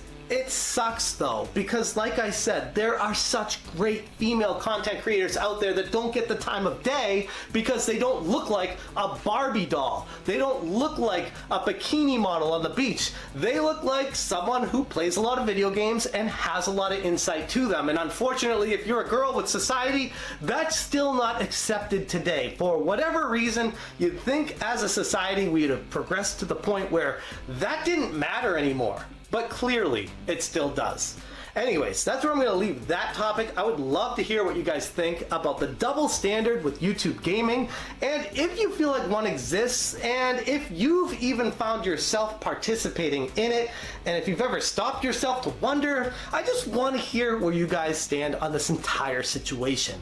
Moving on to the next topic, it's the video of the week. This one, I'll try and remember to watch the rest later. Going to get off here and chill with the wife. Have a good one. Hey, you too, Damaged. Yeah, watch it whenever you get a chance. Reach out to me when you've got your video ready too. I'll take a look at that. Comes to us from BitHead1000. This dude made a clear glass NES console in his garage, and it was quick. It was fairly. So this is kind of the end of it. He talks about this glass thing. He goes on to the other ones, but then I guess he got a little bit of hate back from the community because he ended up making a second video on this. So let's take a look at this one. We'll see what's said here. JT Show. What's going on, Smashers, and welcome to another episode of the SmashJT Show, my weekly episodic adventure discussing divisive issues in the video game industry and beyond sometimes. It airs every Friday. For those of you who are new here, hit the subscribe, the bell for notifications, smash that like button if you enjoy what I'm doing, hit the dislike if you think I suck, and let's just press start. For this week, we're actually doing a... It's a little cringe, but as a gamer... I don't mind his press start. He should have stuck with it. He should have hung on to it. You got to dip yourself. Go ahead, man. We'll talk to you later. You're getting off work now? I'll see y'all in Discord or wherever, or until next time. Kind of a sort of a quasi follow-up to a previous SmashJT show discussing the double standards in the world of YouTube, more specifically YouTube gaming, and how it affects creators depending on if they're a male or a female going into content creation.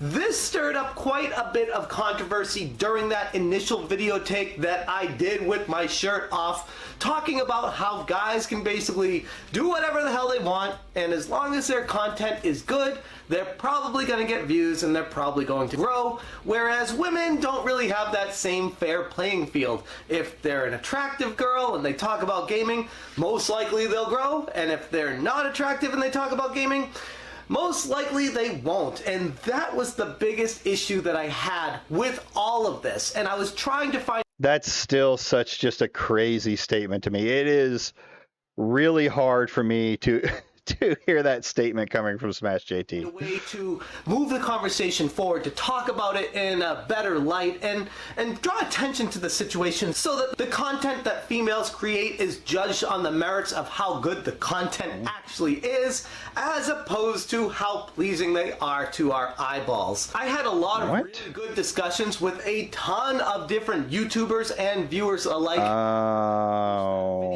And one person in particular stuck out to me, actually spoke to me directly on the phone, and that is Ryan from CastlemaniaGames.com, one of the best retro game websites out there, hashtag not sponsored, but a really good guy running a really good site, so I definitely wanted to give him a shout out here. He talked to me about how raw and real it was, and how it did truly hit on an issue that is present on the YouTube platform, especially when it comes to gaming. And while talking about it, other channels came up, and one of them was Cannot Be Tamed, Pam, who does a great job covering awesome games and reviewing them, giving her honest feedback, great edits, talking about everything perfectly, and yes, she's an attractive girl. She is growing fairly rapidly on the YouTube platform, getting a lot of views and doing a great job at it. When talking about her channel, we noticed that she had sort of a trend with how many views she gets on her typical video, somewhere between 1,000 and 3,000, sometimes less, more often a little bit more. She's doing very well, getting a lot of people watching her videos. But one video in particular she made stood out above the rest. Hi, I'm Velvet Velour, but you can call me Baby, and I'm here to talk about retro video games.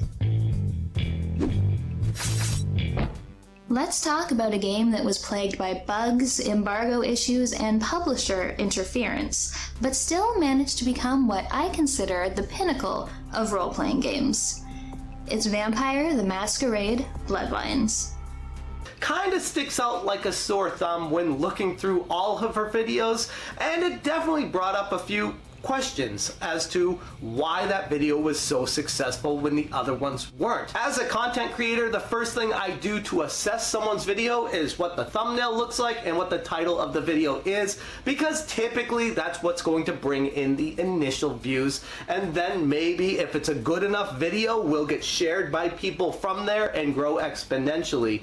This video in particular had a thumbnail fairly different than the rest of her channel, and this is what I wanted to focus on a little bit today. Not that this one situation is the rule by any means, but it does bring up an interesting dynamic and shows the point that I was trying to make in my initial video talking about the double standards in YouTube gaming. I reached out to Pam asking her her thoughts on this and if she'd be interested in participating in the video with me to give her side of the story, because I felt like this was fascinating to hear from her perspective what she thought about making that thumbnail, and if because that video took off, if she wanted to change the dynamic of her channel to put it more in the direction of the sexy girl talking about video games and reviewing them, or if she just fell back into what she typically does, which is just being a gamer that happens to be female and wants to talk about these games in general.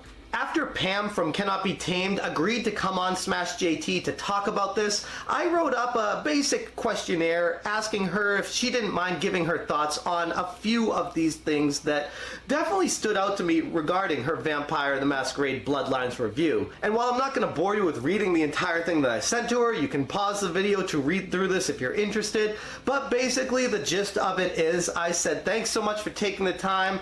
Like everything, there are always exceptions to rules, and I've been subscribed to your channel for a couple of years now. This video definitely stuck out as an outlier compared to the rest of her videos, and I felt like this situation was extremely interesting. And I thought it was fascinating how most of her videos get between 1,000 and 10,000 views, and this one was in the nearly 200,000 views to date mark. So it's basically talking about that thing like proof that if she was sexy, that she might have, she might have more of a career.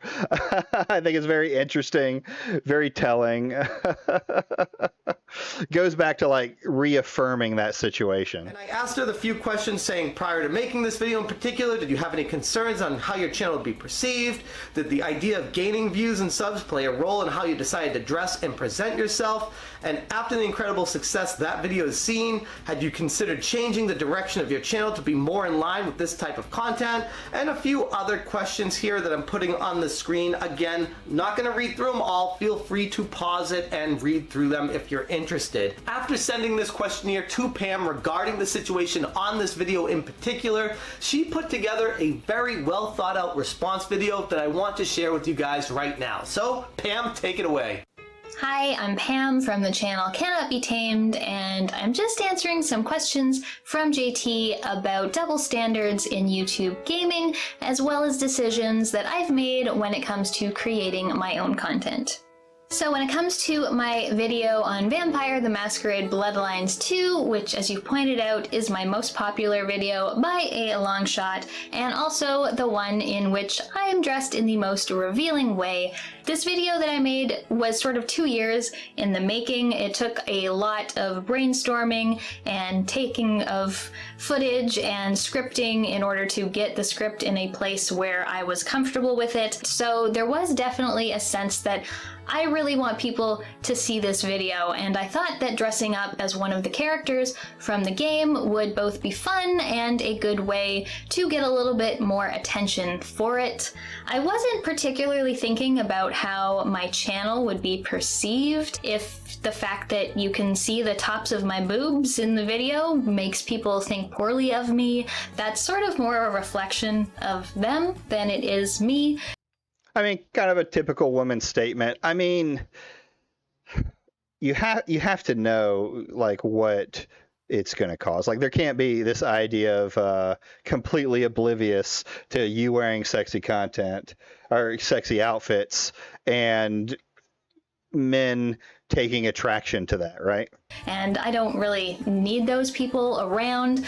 I wasn't too concerned about perceptions of me based on this video. I just really wanted for a video that I actually put a lot of time and effort into to be one that got viewed a lot. So after the success of that video, did I consider changing how I presented myself? Sort of, but maybe not in the way you think. First of all, the success that video saw didn't happen overnight. I put that video out in October of last year, and by the beginning of February, so like 3 months later, it was around 20,000 views, which is good. It is better than average, but it's not nearly where it is now. So when there were rumors of a Bloodlines 2 coming out, people were searching for content, and the YouTube algorithm decided that it loved me for the first time ever, so it actually started pushing my content out to people who were... I can see that. I've seen instances where people show their metrics, and they'll have a video that does okay, and then for some reason it'll hit the algorithm, and it'll just kind of blow it out of the water. Yep, that makes sense. were not subscribed to me on their front pages, which was awesome. It definitely helped. I know that what I was wearing in the thumbnail helped more people to click on it. I know this because people were kind enough to leave me comments saying, just clicked for the tits, which is nice. But without YouTube algorithm deciding to put my video in front of people's eyeballs, the sexiest thumbnail in the world would not have gotten it to where it is now. So the impact this video's success has had on my channel is that I'm not afraid to put 100 hours of work into a single video. I used to mostly do quite short, concise videos. Now I do more things that have, research and references to other games and last, 20 minutes long. I also do tend to match my aesthetic to the aesthetic of the game. A lot of the time that just means matching my makeup to the game, which honestly less people notice and appreciate, but I find fun. If I were to review another sexy vampire game, a similar look to the Bloodlines video could make a comeback. So as for the big question about double standards when it comes to YouTube gaming as well as challenges faced by women, first of all, I need to address and disagree with a couple of things that you said in your first video about this topic, namely that appearances don't matter for men at all, and if you create quality content as a man, you will see channel growth. Unfortunately, I don't think that is true. YouTube popularity is not as simple as make good content, grow an audience. There are dozens of channels that are by men that have great content. They have good scripts, they're funny, they're insightful, they have great editing, and they never break 1,000 or 2,000 subscribers. It's not because of the content, it's just because it's not that simple. You have to have quality content, you have to have something to do with presentation. It has a lot to do with luck and the algorithm finding you, who you know, or gain. I mean, I think there's definitely a luck aspect to it in there, but I don't know if it's only luck. Like, you can, if you're not entertaining, if people don't want to watch your videos, then you're not going to grow, right? But yeah, there can be a little bit of luck in getting in front of the right people who watch it and then want to, it gets spread more and more. Attention of more popular people who can elevate your channel to another level. All of those things come into gaining a subscriber base on YouTube. There are also a number of very popular channels run by men who are neither quality nor attractive, And as for men's attractiveness not mattering at all, I also don't agree with that. People who are attractive tend to gain more attention in general, especially in entertainment, but overall in life, whether they're men or women. If you look at all the YouTube channels with millions of subscribers, like going from PewDiePie on down, first of all, I notice there's not many women at the top, no matter how attractive they are. But second, the men at the very top with, tens of millions, they are all pretty conventionally attractive. PewDiePie, Markiplier, Vanoss Gaming, Jacksepticeye, they're all, pretty easy on the eyes. And while that's not maybe what people think of when they subscribe to their channels, it helps. And I think it really says something that all of those top channels have reasonably attractive men as their figureheads. Where one double standard comes in is that while these guys are all fairly attractive, I doubt that many people are commenting about their videos or on their videos telling them that they're only popular because they're attractive or questioning their authenticity. Gaming is a particularly weird, gatekeepy environment when it comes to women.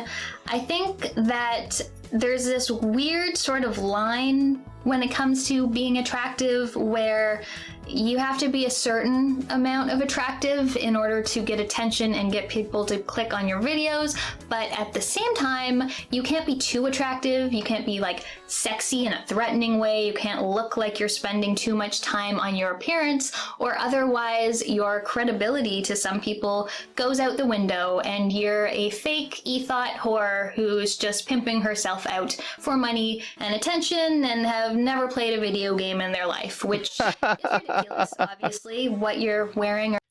It's funny because you do hear this even today amongst the anti-woker groups, right?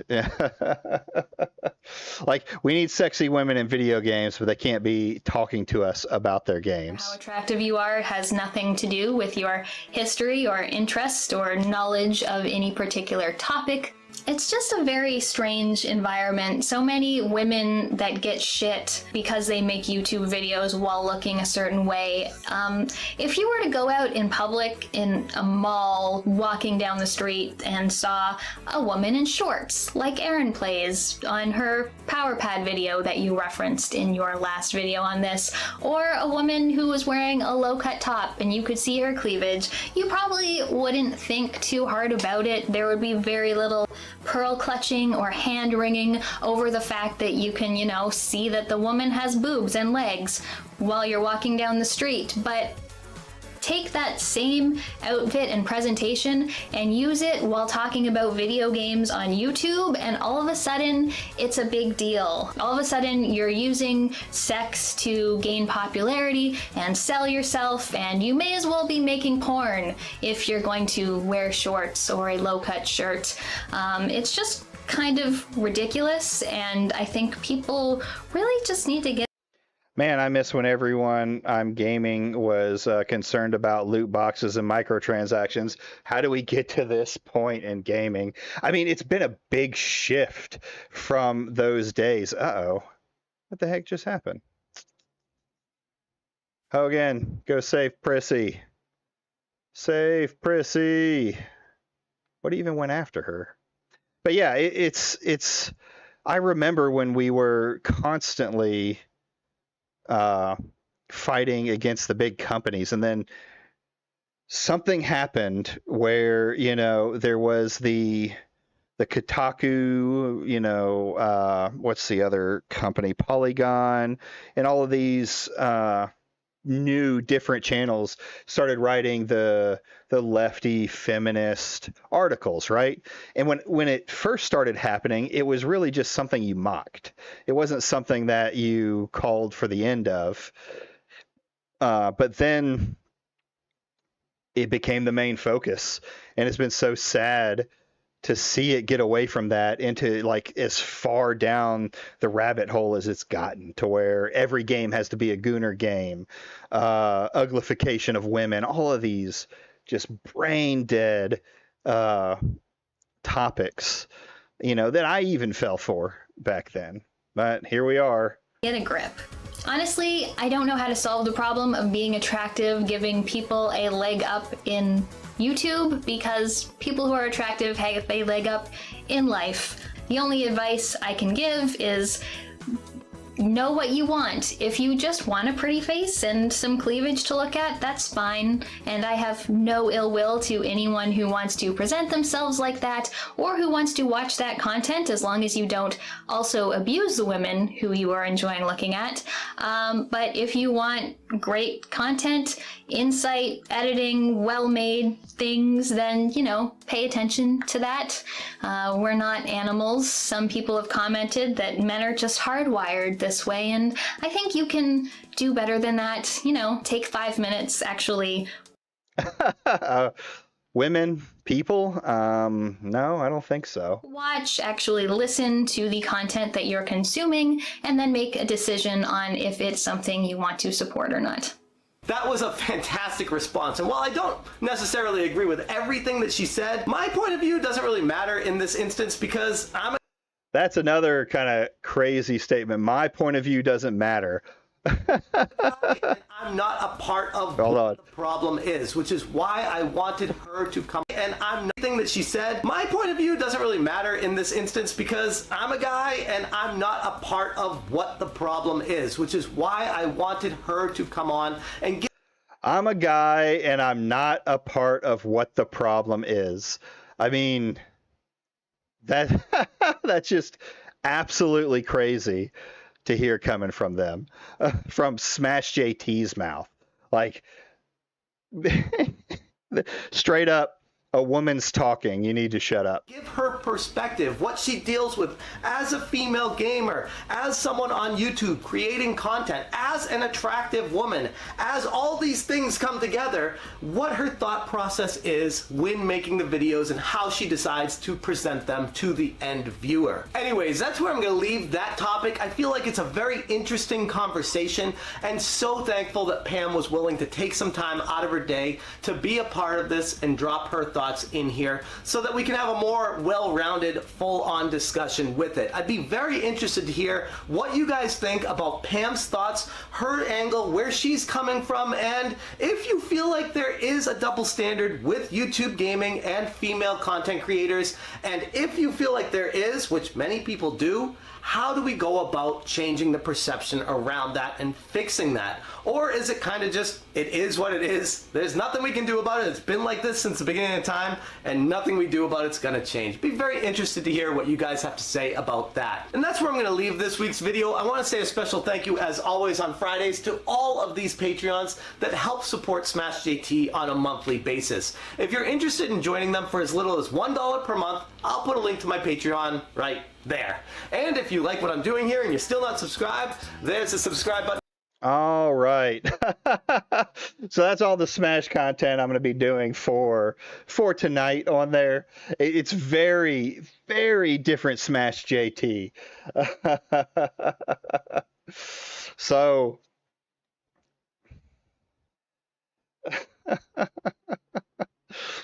So yeah, it's hard to believe you hear this Smash. I feel like COVID also did a lot of damage to how everyone thinks of our society. Oh yeah, I 100% agree. I mean, there was a huge, like, one thing I think came out of COVID in the gaming industry is a lot of these games that were getting called woke and different things like that. It was way more common. Like, it was how do I put it? X was very, very lefty back then. So the content that people were seeing, that the businesses were seeing, was very much lefty content. So they thought, and I don't know if businesses still think to this day, I think they do, that, hey, this is who we need to be pandering to. This is the majority. This is what people want. And they went full on in, and it just kind of collapsed on them because it really wasn't a view of what every gamer wanted. I mean, there were signs and things like there's always been essentially woke stuff in gaming. Like, the more and more I look deeper into Dragon Age, the more woke it looks in some areas, so there is, it's overflow. Yeah, it's exactly overflow. And companies don't switch quickly, right? They don't come up and they don't turn on a dime. It takes time for them. Like, these 6-year projects, pretty much, even when a company knows that a game is going to fail, they're going to try and put it out to at least see if they can get some money back on their return, right? Unfortunately, that just ended up not working out for them all that well. Ended up kind of losing a lot of money in the gaming industry. And I think it's starting to flow back to a more moderate, like, hey, let's look at gameplay. Let's look at what people want their games to be. And hopefully we can see it another golden age. I mean, to me, the indie scene is just proof that we're getting into another golden age. But I think it's going to be a golden age of indie content creation, just because it's becoming so much easier. Once indie games can make the same quality as AAA companies can, then you're going to see just a completely different market. Hopefully, maybe we can see a market that has actual, what's the word? Actual, I'm losing my train of thought here. Competition is what I'm thinking, where it's not just gaming companies setting the price, but the price being set by what's making money, what's the popular thing, what works. So let's see here. I was going to take a look and see what I have on the back burner. That was my final kind of thing with, I also feel like franchises just keep milking instead of new iOS being catered. Yeah, I mean, the problem with any company, and it was like people have been talking about, EA has always destroyed gaming companies. They don't want to take risks. They want easy wins to make money, right? Original titles. Yeah, I get what you're saying. Original IPs, original titles. They it always goes that way. EA is well known for destroying companies that it buys. BioWare was dead long before Veilguard ever came out. It was just a husk being, led on by EA, trying to get, giving players hope that the next Mass Effect would be good, or the next Dragon Age was going to be back to the darker, themes that we wanted. Unfortunately, that's not how it works with the companies. But like I said, I think indie is going to change that. Maybe not the slop stuff, but definitely, or not the AAA companies, but definitely with the new IPs and different things like that. Let's look here. Content suggestion.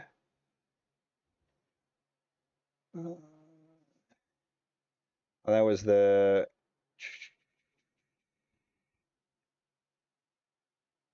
yeah, I wanted to watch this new... check out... No. I already watched that one. The Hero We Deserve. Double Debunk. Someone responded to. Yeah, I don't have a lot of stuff to watch. There was one that Simon gave me. I think it'd be interesting to watch. Are Men Okay? Please don't cry. Gotta be a real man. Your emotions. Okay. I can tell I'm probably gonna hate this. We'll see. Falling down the right pipeline. Yeah, this is going to be pretty woke, I think. Are basically constantly being invalidated, so you brush them down and they basically just turn into like resentment and anger. A lot of the manosphere, a lot of like the red pill is just like exploiting that, being like, oh, it's feminism. There are a lot of aspects that kind of suck when you're a guy. Like obviously there are a lot of bonuses, especially if you're like a rich, white, cis, straight dude. You can get away with a lot more and people are not going to like question you as much as they question and challenge your female co-workers, for example. But there are a lot of aspects where it just sucks to be a guy. Like I mentioned in the video about like how society neglects men. So I made like a tweet being like, honest question, are men okay?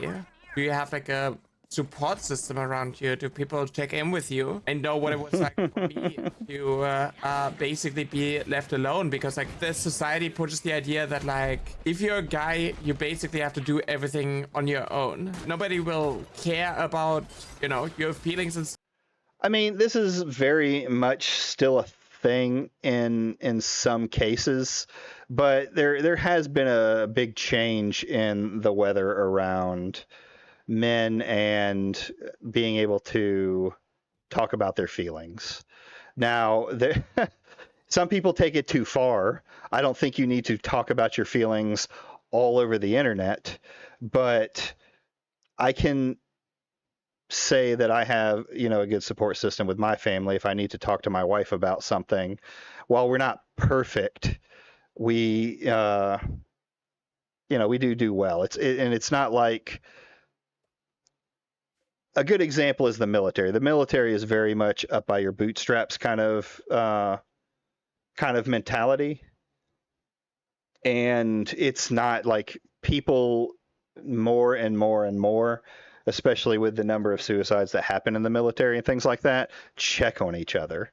It's not fully, you're still going to have the normal, stuff that goes on with it, but it's not where it was. Stuff. Because, you're a guy, you're a man, you're supposed to be tough, you're supposed to be the provider, you're supposed to be strong. And then people are also kind of undermining like the struggles of men when it comes to like being abused. If a guy gets like sexually harassed and abused or something, people are making fun of him, and that sucks. Obviously, there's a lot of like invalidation going on when it comes to women. It's the same problem in of itself, like just like siding with the abusers, but like depending on if you're a guy or a girl, it just like makes people target you differently. If you're a guy getting abused, then it's like you're probably gay anyway, you probably liked it, which is, to be fair, also something that they say about women. When women abuse men, then it's like women can't do that because they're inferior, so women don't have that power over you. You can't get a as a man by a woman because you are still the one who has to put it in there. There are a lot of things in society where it doesn't necessarily matter who you are, you're still going to get like treated like shit, and depending on if you're a man or a woman, you're just going to get treated like shit differently. I think this has to be better addressed in society, not gonna lie. I think this mindset of like, let boys be boys, and if a boy starts crying, then tell them to man up, because boys don't cry. Gotta be a real man. I think if you're True. If you're a boy and you're growing up like that, your emotions are basically constantly being invalidated, so you brush them down, and they basically just turn into like resentment and anger. Anytime you wanted to do something that is like, actually, this is for girls, you're not allowed to do that, you start like resenting women for that. So like a lot of the manosphere, a lot of like the red pill is just like exploiting that, being like society neglects you, which is true to some extent. And then it's also like being pushed further, being like, it's feminism. Feminism is doing that to you. Feminism is the reason why you can't have a girlfriend. You can't just talk to women as friends. You have to have a girlfriend. And they don't want nice guys anymore. You open the... I think some of that comes from, there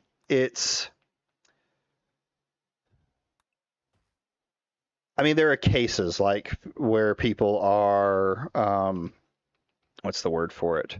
Like you're being friends with a girl because you want to date her, right? The friend zone kind of guy can definitely fall into that category. So that's like the stigma of where it goes. But I have female friends. It's more so me and my wife are both friends with them, but I've had female friends before. You opened the door, you held the door open, you asked the girl out, and then she didn't even want to sleep with you. And it's just like pushing the idea of like expecting women to fix the problems when it comes to men, while also telling them how to not actually ever be able to date a woman in order to like exploit the male loneliness further. It's just like, well, you can't get girls because like getting girls is like so difficult these days because of like feminism, and they all have like careers and like high expectations. Go buy my course where I teach you how to treat them like objects and put them in their place. Tell them how to submit, because that is what the real women actually want. They've been brainwashed by feminism to believe. This is the fresh and fit thing that women are lesser and they should just be not treated. It's hard for me to believe like people fall for this scam, but I guess when you're a young guy and you see negative rhetoric, it's easy to get caught up in that. They actually, shit like that. And imagine that it's like your feed and you're not being offered a proper alternative. Of course, a lot of young men are drifting further and further into like this red pill or black pill sphere, It just like drives this wedge between everyone and pushes everyone further and further away. Then there's like this lie being pushed of like, women lie all the time, women are all the same, women are gold diggers. Like I got comments of people on that video being like, yeah, women talk about feminism and so on, and then they still turn around and expect a diamond ring. Just this weird generalizing that is like going on based on like stereotypes. It all comes back. Here, Andrew Tate did unrepairable damage to this generation. Yeah, I agree with that statement. It was this. He flooded the market the same way like Pirate Software did, but he did it before Pirate Software, and it was just endless content that fed into people, money and power. And this is not a new grift. Like what Tate did is not new. It's been a thing that people have pushed, how to date women, how to do this for a while. It became really popular through him. From their weird little echo chamber. And like the alternative is just not being pushed. Like obviously in their environment, in their friend circle, they experience like the repercussions of like this mindset of like women are inferior and they are property of men, and feminism brainwashed into believing that they are anything other, and that is why you are suffering. And it's like, no, like you don't have proper friendships because you're being taught from a young age that like boys don't have feelings. Boys don't talk about their feelings. They handle everything on their own. Be a real man and handle everything on your own. If I understand how the people who think feminism is anti-men and then say like how men should only open up to their girlfriends and not their friends, it's because this idea is being pushed. Isn't that type of man considered the male version of a feminist? I think very much so nowadays. It's like an overcorrection to the neo-feminism that's around, where you had these women that just started hating on men. Traditional feminism was all about getting rights and things like that. But once that occurred, then it was, we have to push even farther. The patriarchy exists, and you can argue for a lot of things in that, like, equal pay and things like that. I have my issues with a lot of the arguments that are made, but still, yeah, it was an overcorrection to the neo-feminists, I believe. But I'm terrible at politics. You shouldn't take any of my political statements with a grain of salt and look it up yourself. Of like, if you want to be complete as a guy and talk about these things and like actually have like an emotional connection, even though they don't want you to have like an emotional connection, because emotional connection. I also think this is something that has been changing quite a bit too, because even in my generation, right? I'm 41. I'm called a millennial, but it's like there was a time where I wasn't. I was just like 1 or 2 years that generation that was like we still played outside, but we also had video games. I didn't get my first cell phone until 18, and it was a Nokia, that kind of world. But the bromance stuff was very much something that we we talked about. I think there was still some stigma around it, but it was definitely on the side of changing. Are gay, you need a woman, you need a girlfriend, you need a wife, you need someone that you can like command around, and someone who's just there for you, feeling entitled for just women to like fix your life, be your therapist, your mom, cook for you, do your laundry. That is like the idea that these people are pushing. So obviously, a lot of people resent those who have that mindset, who have been indoctrinated by this, and they don't want to date like the conservative man who wants a traditional family, you know? A lot of women don't want to be a guy's mother. You can find women who want to be your mommy. It's not the norm. It's not like every woman is just... Well, it's not like about being a mother. There are people that like the traditional lifestyle. You know, you talk about the stay-at-home dad, you talk about different things like that. My wife and me both work because we have to. But if I had the ability to if I made enough money that we could go, which we're actually pretty close to it in general, that she could go stay-at-home mom. Yeah, she wants to do that. She wants to be a stay-at-home mom, focus on the children. I think there is a improved like house when one of the parents stays home. It's you know, one of the parents can be really hyper focused on family while the other parent helps with the family stuff and hyper focuses on making the money too. You know, it's you're a group, and I think everyone having to work full time to make it by has kind of failed society. It's like naturally inclined to be your mommy. That's just not happening. I'm sorry, it's not happening. Men strong, also men need a mommy to look after them. Real. Being queer and having friends as such made me entirely avoid this as a man. Exactly. Like, that's just like the thing. But like, if you are a guy and you are like surrounded by like the manly man, and these are like your guy friends, if you're going to like start opening up or like just checking in or something, and you just want to like talk about stuff going on, then you're being labeled like weak, gay, like a woman. Back then, I literally had my guy friends. I like reached out and was like, hey, you know, like feel kind of, you know, feels kind of like that I'm always there for you, but you're never there for me. And then I literally got the message back, why do you always act like a girl?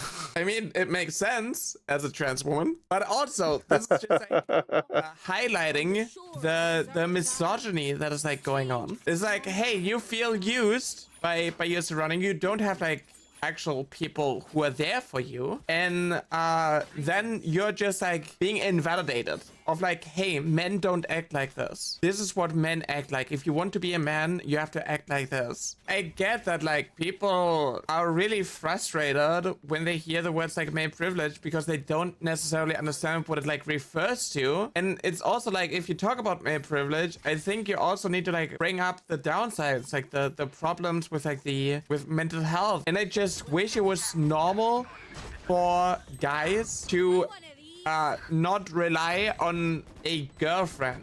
Well, I think when we get to like male, like the whole argument on both sides comes down to people don't want to be like, if you attack somebody, right? You say men have privilege.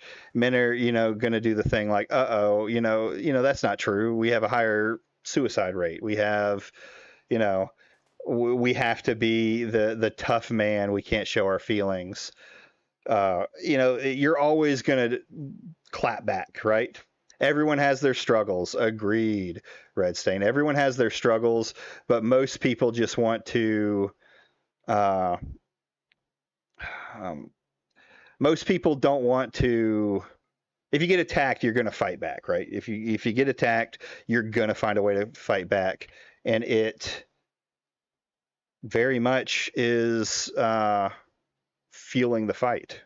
Not rely on a girlfriend to like fix their issues or make them feel whole. There needs to be like a lot of like work on yourself, but like going to therapy is weak. And a lot of the times there are also like not proper like systems in order to properly address like the struggles that you face. My guy friends are always so hesitant to talk about themselves, so I feel bad when I go on a tirade about myself and they don't say anything. That's how I feel too. You have to understand, you know, if you're dating a guy and he's just listening to your problems, but he doesn't share, it's so fucking frustrating for me. She's a fucking bitch. Sorry, they're a bitch. Everybody hates that. Interesting video. Why is a cis kid allowed? Okay, there we go. interesting video in general. Like I said, I think a lot of this is falling behind. It's, you know, falling out the wayside. There's not as much as there used to be. Men are more able to talk about their feelings than probably they ever have been able to. There's one thing that I get frustrated with, or that I hate, is this overcorrection into the idea of feelings. Like, you have to. It's okay to talk about your feelings, but it's not. There's a line that's too far, right? Every Dick, Tom, and Harry doesn't need to know about your mental health issues, your other things like that. So there's a little pushback I have on talking about your feelings. I can't stand when someone, like, when I clip my nobody video up and I post it, I mean, you'll see me make those arguments. Like, if you're putting it into a video, then you're not, like, it seems very manipulative. You have to, trauma dumpers is a good way for it. Or people who are using it, like Tectone, Nobody, these people who will use mental health issues and other things for sympathy. I can't stand that kind of mentality. It's we need to go back. We need to switch it back to where's my animal corpses? There we go. To an area where, like, yes, talk with the people who are close to you. Talk with those people. I also feel like some men are insecure. Some men that are insecure are either in the closet or hate themselves. I also agree on always sharing your feelings to at least someone close to you, but not to the whole world. Yeah, not to the whole world. And the problem with that is it makes it like no one wants to fall in between that. It's hard for anyone to, you know, talk about yourself, I think, especially when it comes to mental health stuff. But yeah, interesting video there. I got to find some more. Hold on. I do have some on my YouTube, onto YouTube.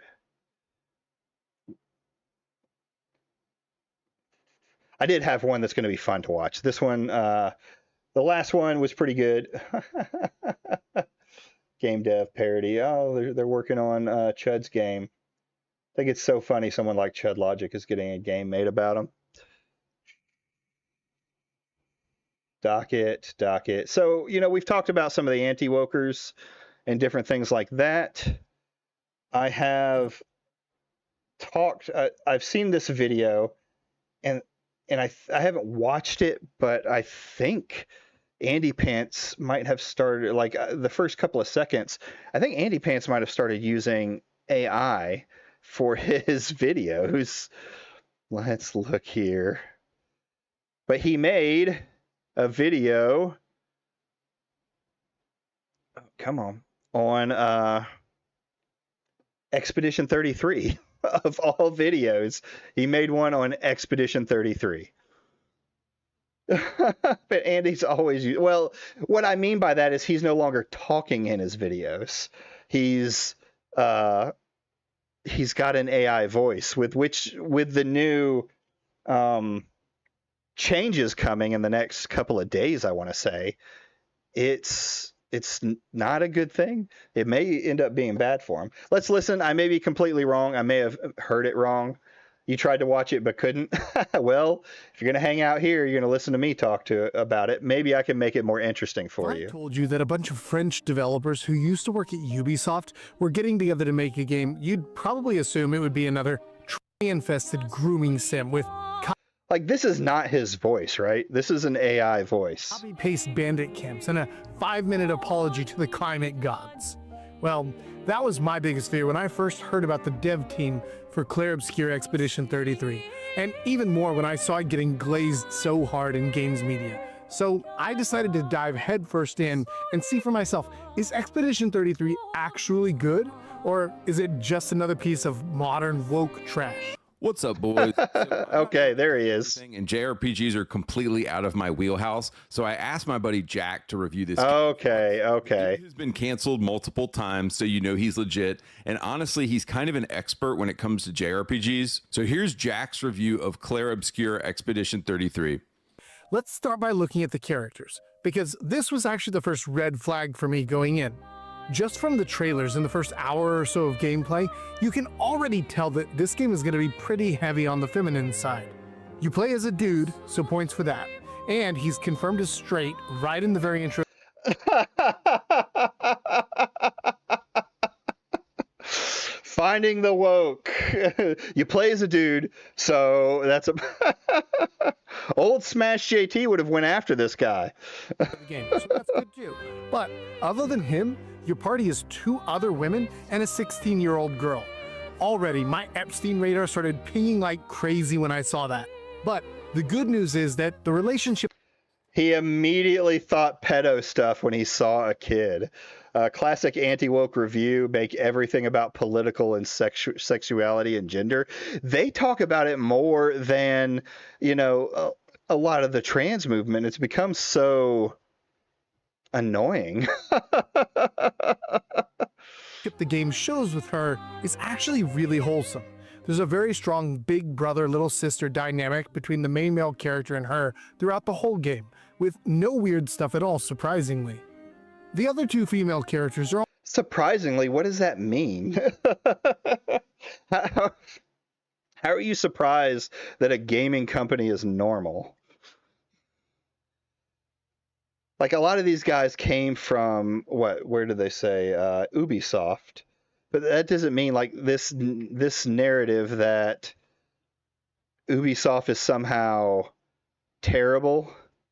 Why are you taking that shirt? Button-down shirt. It's tainted. I don't want that shirt. It is just, like, every game dev is not some woke game dev.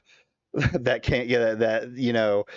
blue-haired, whatever you want to say. And some of the ones that are blue-haired are normal people too. In fact, I would argue that the vast majority of people working in the gaming industry are fairly normal. It's the anti-wokers that have started to show that they're just not normal people in general. Also close to normal, at least as close as 2025 can do. Nobody's gay. There are options to romance both of the adult women, though it's not very well developed, and they have very clear backstories of being straight. They're not even weird girl bosses either, other than just being good at combat. Like, how many buzzwords have we had in just the first 2 minutes of this video? It's just buzzword, buzzword, buzzword, buzzword. Yeah, Andy Pants and his lot are just something else. Game mechanics. Schizo criticism. Mostly feminine, with a few interspersed scenes of Mary Sue nonsense, but for the most part, they aren't as bad as I was expecting. They talk about family, marriage, children, and for the one who was married, even about her incredibly deep devotion to her husband. Really, the only woke tick box thing that stood out to me about the women was that they inexplicably made them non-white. They didn't go full Dustborn or anything, but they made one of the women dark-skinned. She's not quite black, not quite Indian, just ambiguously brown in that modern diversity-safe way. What? Oh my God. Like, so you can't have... I mean, this is kind of the same stuff they already talk about, but really, that's your that's your take on the well, they have one brown person, and it should be that she's just straight white, but it's ambiguously brown. Where them white women at? Andy Pants. Oh my goodness. The other one's East Asian for no reason. This isn't 2025. East Asian. It's supposed to be in 19th century France. They don't do the oppression Olympic stuff in the game or ever talk about their skin color, but it's just such an odd choice for the setting. It looks like they did it to model them after the English voice actors, but I also have a sneaking suspicion that they knew they couldn't get a Game of the Year nod with an all-white cast. What? No, the mission. Oh, fuck the mission! What does she have to, like, I thought Asians were saving gaming, but not for Andy Pants and not for his crew. It's literally, why are you black level of questions. Oh, man. Okay. I got to close the game down because apparently Discord crashed it. Oh, she's Asian. Why is she Asian? Fuck the mission, loser. That brings us to the last character you get on your team, who's not human and is basically a furry. And this thing... A furry? Oh, Jesus. Skills by collecting body parts. But it's always feet. Only feet. Not hands, not claws, feet. Every time. And he loves it. The camera lingers. The dialogue gets weird. I don't know if it's a dev's key. Can you show that? I mean, are we talking like Tarantino levels of feet? What are we talking about here? Nod to the weirdos out there, but it's in there and it's not subtle. Apparently, the character is based on the dog of one of the developers, so I don't know. It's almost wholesome to base a character on your pet, but it also feels like a nod to Tarantino-style degeneracy baked into the lore. Oh, does he? I mean, okay. It harkens back to From Dusk Till Dawn, where Tarantino is in the movie sucking on toes. Now, yeah, the party kind of looks like a DEI grab bag. Asian chick, brown chick, talking animal thing. But here's the twist. As a furry, I don't think I even see that character as a furry. I've seen the character, like I haven't gotten that far in the game. I haven't had, haven't played it too much. But yeah, seeing that character, I don't get furry vibes from it. If I remember right, it more seems like the character from, God, what's that Japanese? Well, it's not even Japanese. It was a Big Hero 6. It kind of, I kind of feel like it has that vibes. He's the masked wood-looking dude. There's actually a story reason for it, and no, it's not some lecture about oppression or intersectionality. The designs make sense later on, in a way that's more imagination gone wild than HR checklist. Still, even with a lore excuse, it gives ammo to the Tumblr crowd, and that's never a good thing. Overall, the characters have some slight nods to woke things, but I'm glad none of it is as overt as what we normally get. Nobody's gay, nobody's preaching stupid crap to the player. So why can't there be a gay character in the game? Like, I need Andy Pants or this guy to really explain what's wrong with gay without using any buzzwords. If something is... My problem with a lot of the woke stuff, or the problem I had with a lot of stuff you might consider woke back in the day, was when it was shoehorned in to change existing titles, right? I think while Dragon Age has had woke stuff in it in the past and has talked about some subjects like racism, it was very on the nose when it came to Dragon Age Origins. But a lot of the stuff that I see getting called woke, especially nowadays, is just not. It's not woke. It's just a gay character, right? And I don't see the problem with that.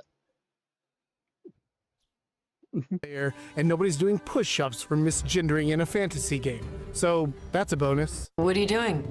Pulling a barb. Oh, okay. As for the story itself, I'm glad to report that there's no woke nonsense. I need Prissy to not keep. The premise of the game is that there's a paintress who erases people every year based on their age. And each year, a group of people who are set to get erased the next year set off to try to fight their way to her and stop the ritual from happening. It's a story about survival, about defending. Yeah, I agree, Redstain. Veilguard was woke peak for trying too hard. Yeah, and it very... did he just say the paintress is woke? it was very so on the nose, so modernized. Like it's the best example that you can do. I've considered like actually buying it and doing a finding the woke segment where I count everything that I would consider woke in it. But I don't know how that would work. I don't know if anyone would actually want to see that. But it's just, it would give me a baseline, I think, for other games. The community and sacrifice. There's no anti-European message. There's no anti-male message. There are absolutely no references to modern real-world politics. The story progresses as you get closer to the paintress and prepare for the big confrontation. But hold on, let me go back. Development is about the characters learning to work together as a fighting team and better understand what you're a group of people who are set to get erased the next year, set off to try to fight. I'm glad Sunset Overdrive 2 would never exist because of anti-woke would eat it alive. Yeah, I mean, you could go back to, there's so many games that exist, and even in some cases, you've seen the anti-woke pull the SJW tactic of looking through your history for like slurs and stuff like that, but they do it with games. They pull old games and they're like, hey, this is woke garbage. And I was like, no, it wasn't even around when woke happened. Make their way to her and stop the ritual from happening. It's a story about survival, about defending the community, and sacrifice. There's no anti-European message. There's no anti-male message. There are absolutely no references to modern real-world politics. The story progresses as you get closer to the paintress and prepare for the big confrontation. But most of the development is about the characters learning to work together as a fighting team and better understand one another. And that's what made this game good, right? It wasn't the combat is definitely much more interesting than you would see in a lot of games, but the telling of stories of the characters is something that people really want in that. So why it's not because there wasn't woke stuff in it. If the woke stuff had been in there under, not being right on the nose, but something better, none of that would have mattered. The game still would have probably sold well. It's not actively masculine like the original Gears of War or anything, and there are a lot of scenes of talk therapy style emotion sharing between the women, but it doesn't get too... And the men, he talks about his issues in the game, even towards the beginning. If Left 4 Dead 2 got released today, it would have been called woke. You're not wrong. You're not wrong. Too gay. There's also a really strong side story between... It's not too gay. Like the feeling... We just watched a video talking about, males being able to talk about your feelings. And this is, the very far side of it, where these guys would say that you are very much gay for not following along, or for talking about your feelings. I don't know where I was going there. For talking about your feelings and stuff like that. Two male characters of camaraderie and brotherhood as they fight together, which is very well written and helps you dig deeper into the characters and understand them better. One part of the game that I found kind of gay, though, was that cosmetics were a big part of the items and collectibles throughout the game. Whenever you find an item or finish a quest, you might get something useful, or you might get a new dress or hairstyle for the characters. Sometimes you beat a boss, open a chest, and boom, congrats. Here's a new bob haircut or a floral dress. I'm out here trying to kill a paint demon, and the game thinks I want to play Salon Simulator, Lesbians of Versailles. Bro, yeah, people love, I swear he will complain about the swimsuit. I'm sure he will. They're probably not sexy enough because they're that more traditional older swimsuits. But, like... People love to dress up their characters in games. That's been a staple of gaming forever. What's wrong with customization? People, like men and women alike, like to play Barbie doll with their characters. Don't show them the first God of War Kratos cosmetics. Yeah, exactly. Weapons. Give me a badass scythe, not a pixie cut. Anyway, the main story has several great plot twists throughout, right up to the end of the game, and it never disappoints. I really loved what they did with the story and how they used the star power they have as voice talent to bring players into the world. Every single actor absolutely nails their performance. Plus, the costumes fit the theme of the art in the game. Yeah, it all works well together. It's not like some of the crazy ones where out of nowhere they may throw like a super skinny outfit at you and you're like, why is that even in here? Or, you know, the way COD has become where you've got Nicki Minaj running around shooting you and Snoop Dogg and Cheech and Chong and all this other stuff. I can tell most anti-woke would hate theater. Oh, absolutely. They would cry if they knew that men used to play women in theater before women had more rights. And you, the player, learn more about the world and what's going on at the same time as the characters. So a lot of time you're seeing them act in the same way that you're feeling, and it creates a very powerful immersive link to the world. One of the other great things about this game and its storytelling is that it gives you a complete story experience if you play it straight through without doing any of the side content. A lot of modern games give you a watered down, unsatisfying version of the story if you don't do the side stuff, which is crap if you don't have a ton of time to play. I'm a husband and father myself, so I don't want to be forced to do a bunch of extra nonsense just to get the real ending if I don't have time for it or just don't feel like it. Expedition 33 gives you the whole thing without demanding that you do the side content, and I really appreciate that. That said, I was so invested in this game that I did do all the side stuff, and the extra story and information it gives you is awesome, really adding to the experience and fleshing it out, but more like an extended universe than something that you have to do. So, the characters are okay, and the story is good. How does the game actually play, though? Well, the good news is that it's excellent. The game is a turn-based RPG at its core, so dealing with stats, numbers, and skill progression is a standard part of the package. As you level up, you get more points to spend on equipping skills, but it works kind of like materia from Final Fantasy VII. You can only use the skills that you have equipped, and the points are the limit on how many you can equip at once. Everyone can equip whatever skills they want, but they're not equally useful. Being able to just hit harder on one of the girls is a waste because their skills are dexterity or magic based, not strength. It's obvious these developers knew that there's a significant difference in strength between a 33-year-old man and a 16-year-old.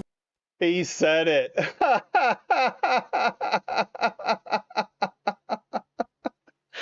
They just have different character types. Like, what are you talking about? And their skills and abilities reflect reality in that regard, while still being gamified. These equipable skills can do all sorts of things, like making your status effects do more damage. I used to be in theater in high school. I appreciate a game like Expedition 33. Right. I was never in theater or anything like that. I was a band nerd, but it's, how do I put it? Like, I love story-based games, and Expedition 33 is just that harkening back to, back to stories that were in the games, my Final Fantasies, my other stuff like that. Mad Elk. All right, where you at? Giving you more health or improving your counterattacks, which is one of the coolest parts about Expedition 33's combat. The whole combat system is based on very active timed button presses on every single turn. If you're attacking, you have to press buttons at a certain time to do more damage. If you're buffing, pressing the buttons at the right time will make the buffs affect more party members. And if you're casting a spell, the button presses can result in more hits, more status effects, or a whole different outcome sometimes.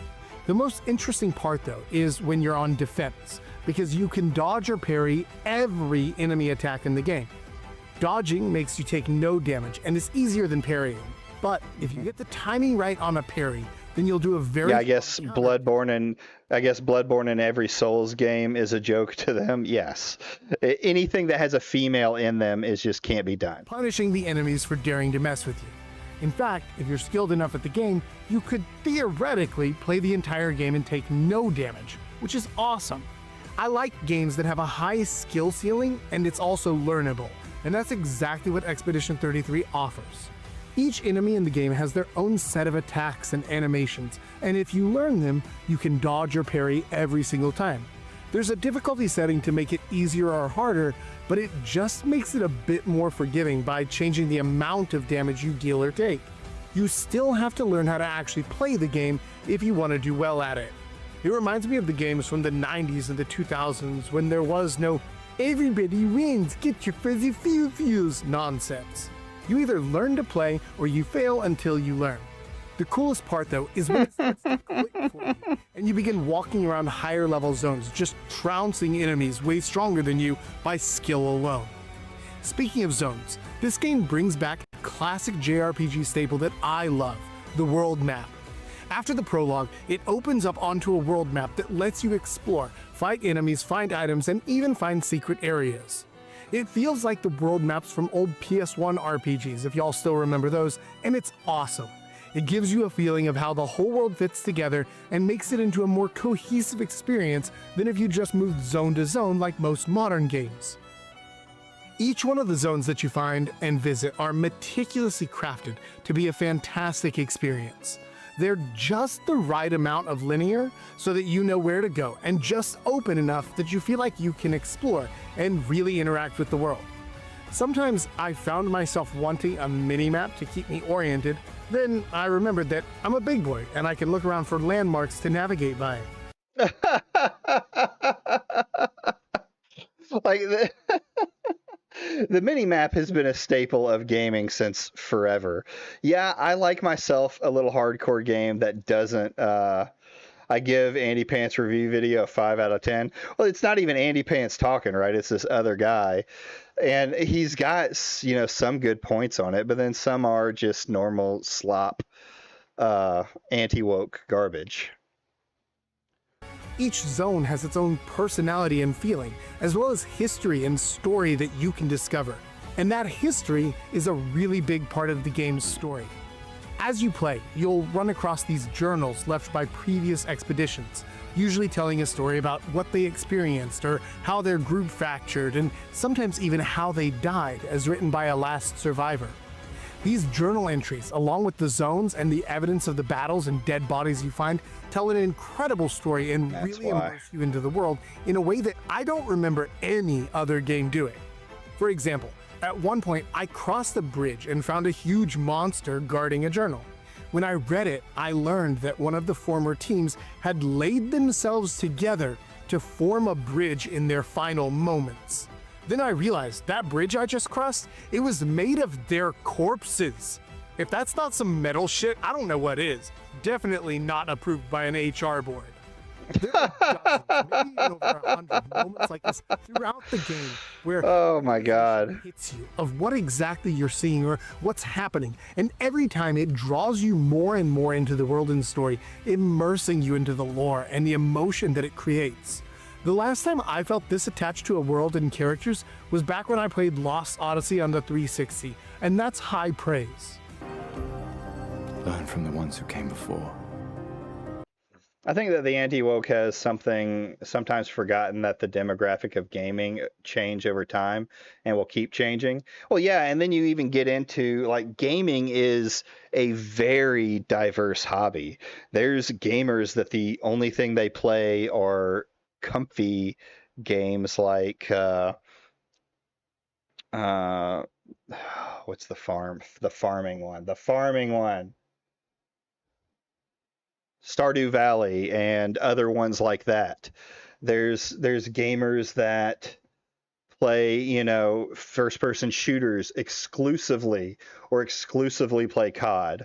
You know, there's RPGers, there's people, you know, that move in between all of them, but it's all very diverse in the way that people play games, and they think that there's only one possible way that you can enjoy games, and that's their narrow view of the world. I need to switch their weapons up. They got the wrong weapons. For the ones who come after. The overall presentation of Expedition 33 is nothing short of amazing. Graphically, the game outshines most AAA trash being released these days in both form and function. The art style is inspired, the actual graphical fidelity is through the roof, and the performance is rock solid. I played it on a PS5 and I didn't have a single crash the whole time. The design of each character is unique, each zone is distinct, and each of the 50 or so enemy types has its own completely different style and move set. The animations, while not always predictable, look incredible and always telegraph in some way so that you can dodge or parry. The environmental details are so incredible and well made that you begin actually looking past insane things like the bridge I mentioned earlier. The world itself genuinely looks and feels alive, and the game is presented in a way that makes you feel like you're really in it. The only thing that transcends the graphics and presentation of this game, though, is the soundtrack. I don't know if this game will actually win Game of the Year, because there's so many retarded people voting on stuff like that, but I'll be shocked if the soundtrack doesn't sweep the awards.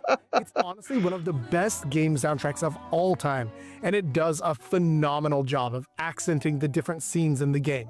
An emotional scene of someone sacrificing themselves. I mean, we all see how well the Real Gaming Awards did. Soaring vocals over perfect orchestral arrangements. Time to wreck shit in battle. Driving drums and brass, like a French warband marching. Climactic boss battle? Well, that's actually impossible to say, because every boss has their own theme. Yes, that's insane. And yes, every one of them is a banger. There's not a single moment in this whole game where the music doesn't hit like a freight train. Absolutely stellar, start to finish. Overall, Clair Obscur Expedition 33 is a truly excellent game that manages to avoid most of the modern woke problems that plague other games. They do still have some odd racial diversity, a questionable furry type character, and a lot of feminine storytelling. What is wrong with racial diversity? I don't understand. Why can't a game have a little bit of racial diversity in it? Is that so wrong? And the whole found family and talk therapy tropes. But in the context of the overall game, these points are fairly minimal and don't really detract from the enjoyment of the game. Most of all, though, the game never talks down to its audience. It doesn't lecture or patronize, and it respects the audience's intelligence. So, just how based is Expedition 33? I give it a based score of A-. It's not Chad versus the gay Nazis tier, but it's a hell of a... Of course, we got to talk about Chad versus the gay Nazis, because that game is as based as it gets. People hate, what's the name, Geoff Keighley too much.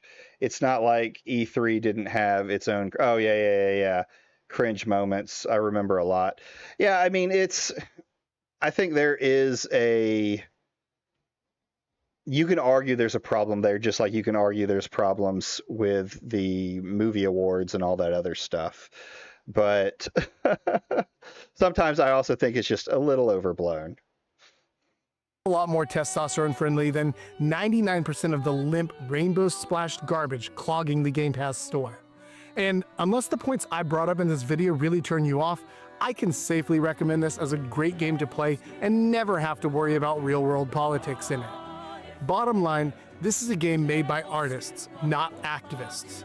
Yeah, there's a few choices that feel modern, but none of it gets in the way of the fun, the story, or the gameplay. No lectures, no identity politics, just a damn good RPG. And in 2025, that's rare enough to be celebrated. Hello, I have a... All right. Normal kind of Andy Pants review. I don't know who the other guy is. I mean, he just sounds like your typical anti-woker, so we can go there. But they like Expedition 33. He didn't even bring up the blacks in the beginning, which is kind of crazy. I was actually expecting that out of him, considering, the groups and things like that. But I think we're going to call it there for tonight. We got a good couple of videos in, some funny stuff with Smash. I'll be back Wednesday, probably with some more normal scheduled content. If you got anything that you want me to watch, or you got anything you think be interesting or fun, you can head into the Discord. It's linked below. I actually fixed the link, so it should go through. And we can, you can put it in my little comment section. Funny they mentioned artists and activists because those two also fall into one person combined. Yeah, they tend to be, artists are very weird people in general. So, so yeah, I can see that. But anyway, I want to thank you guys for coming out today, and we will see y'all on Wednesday.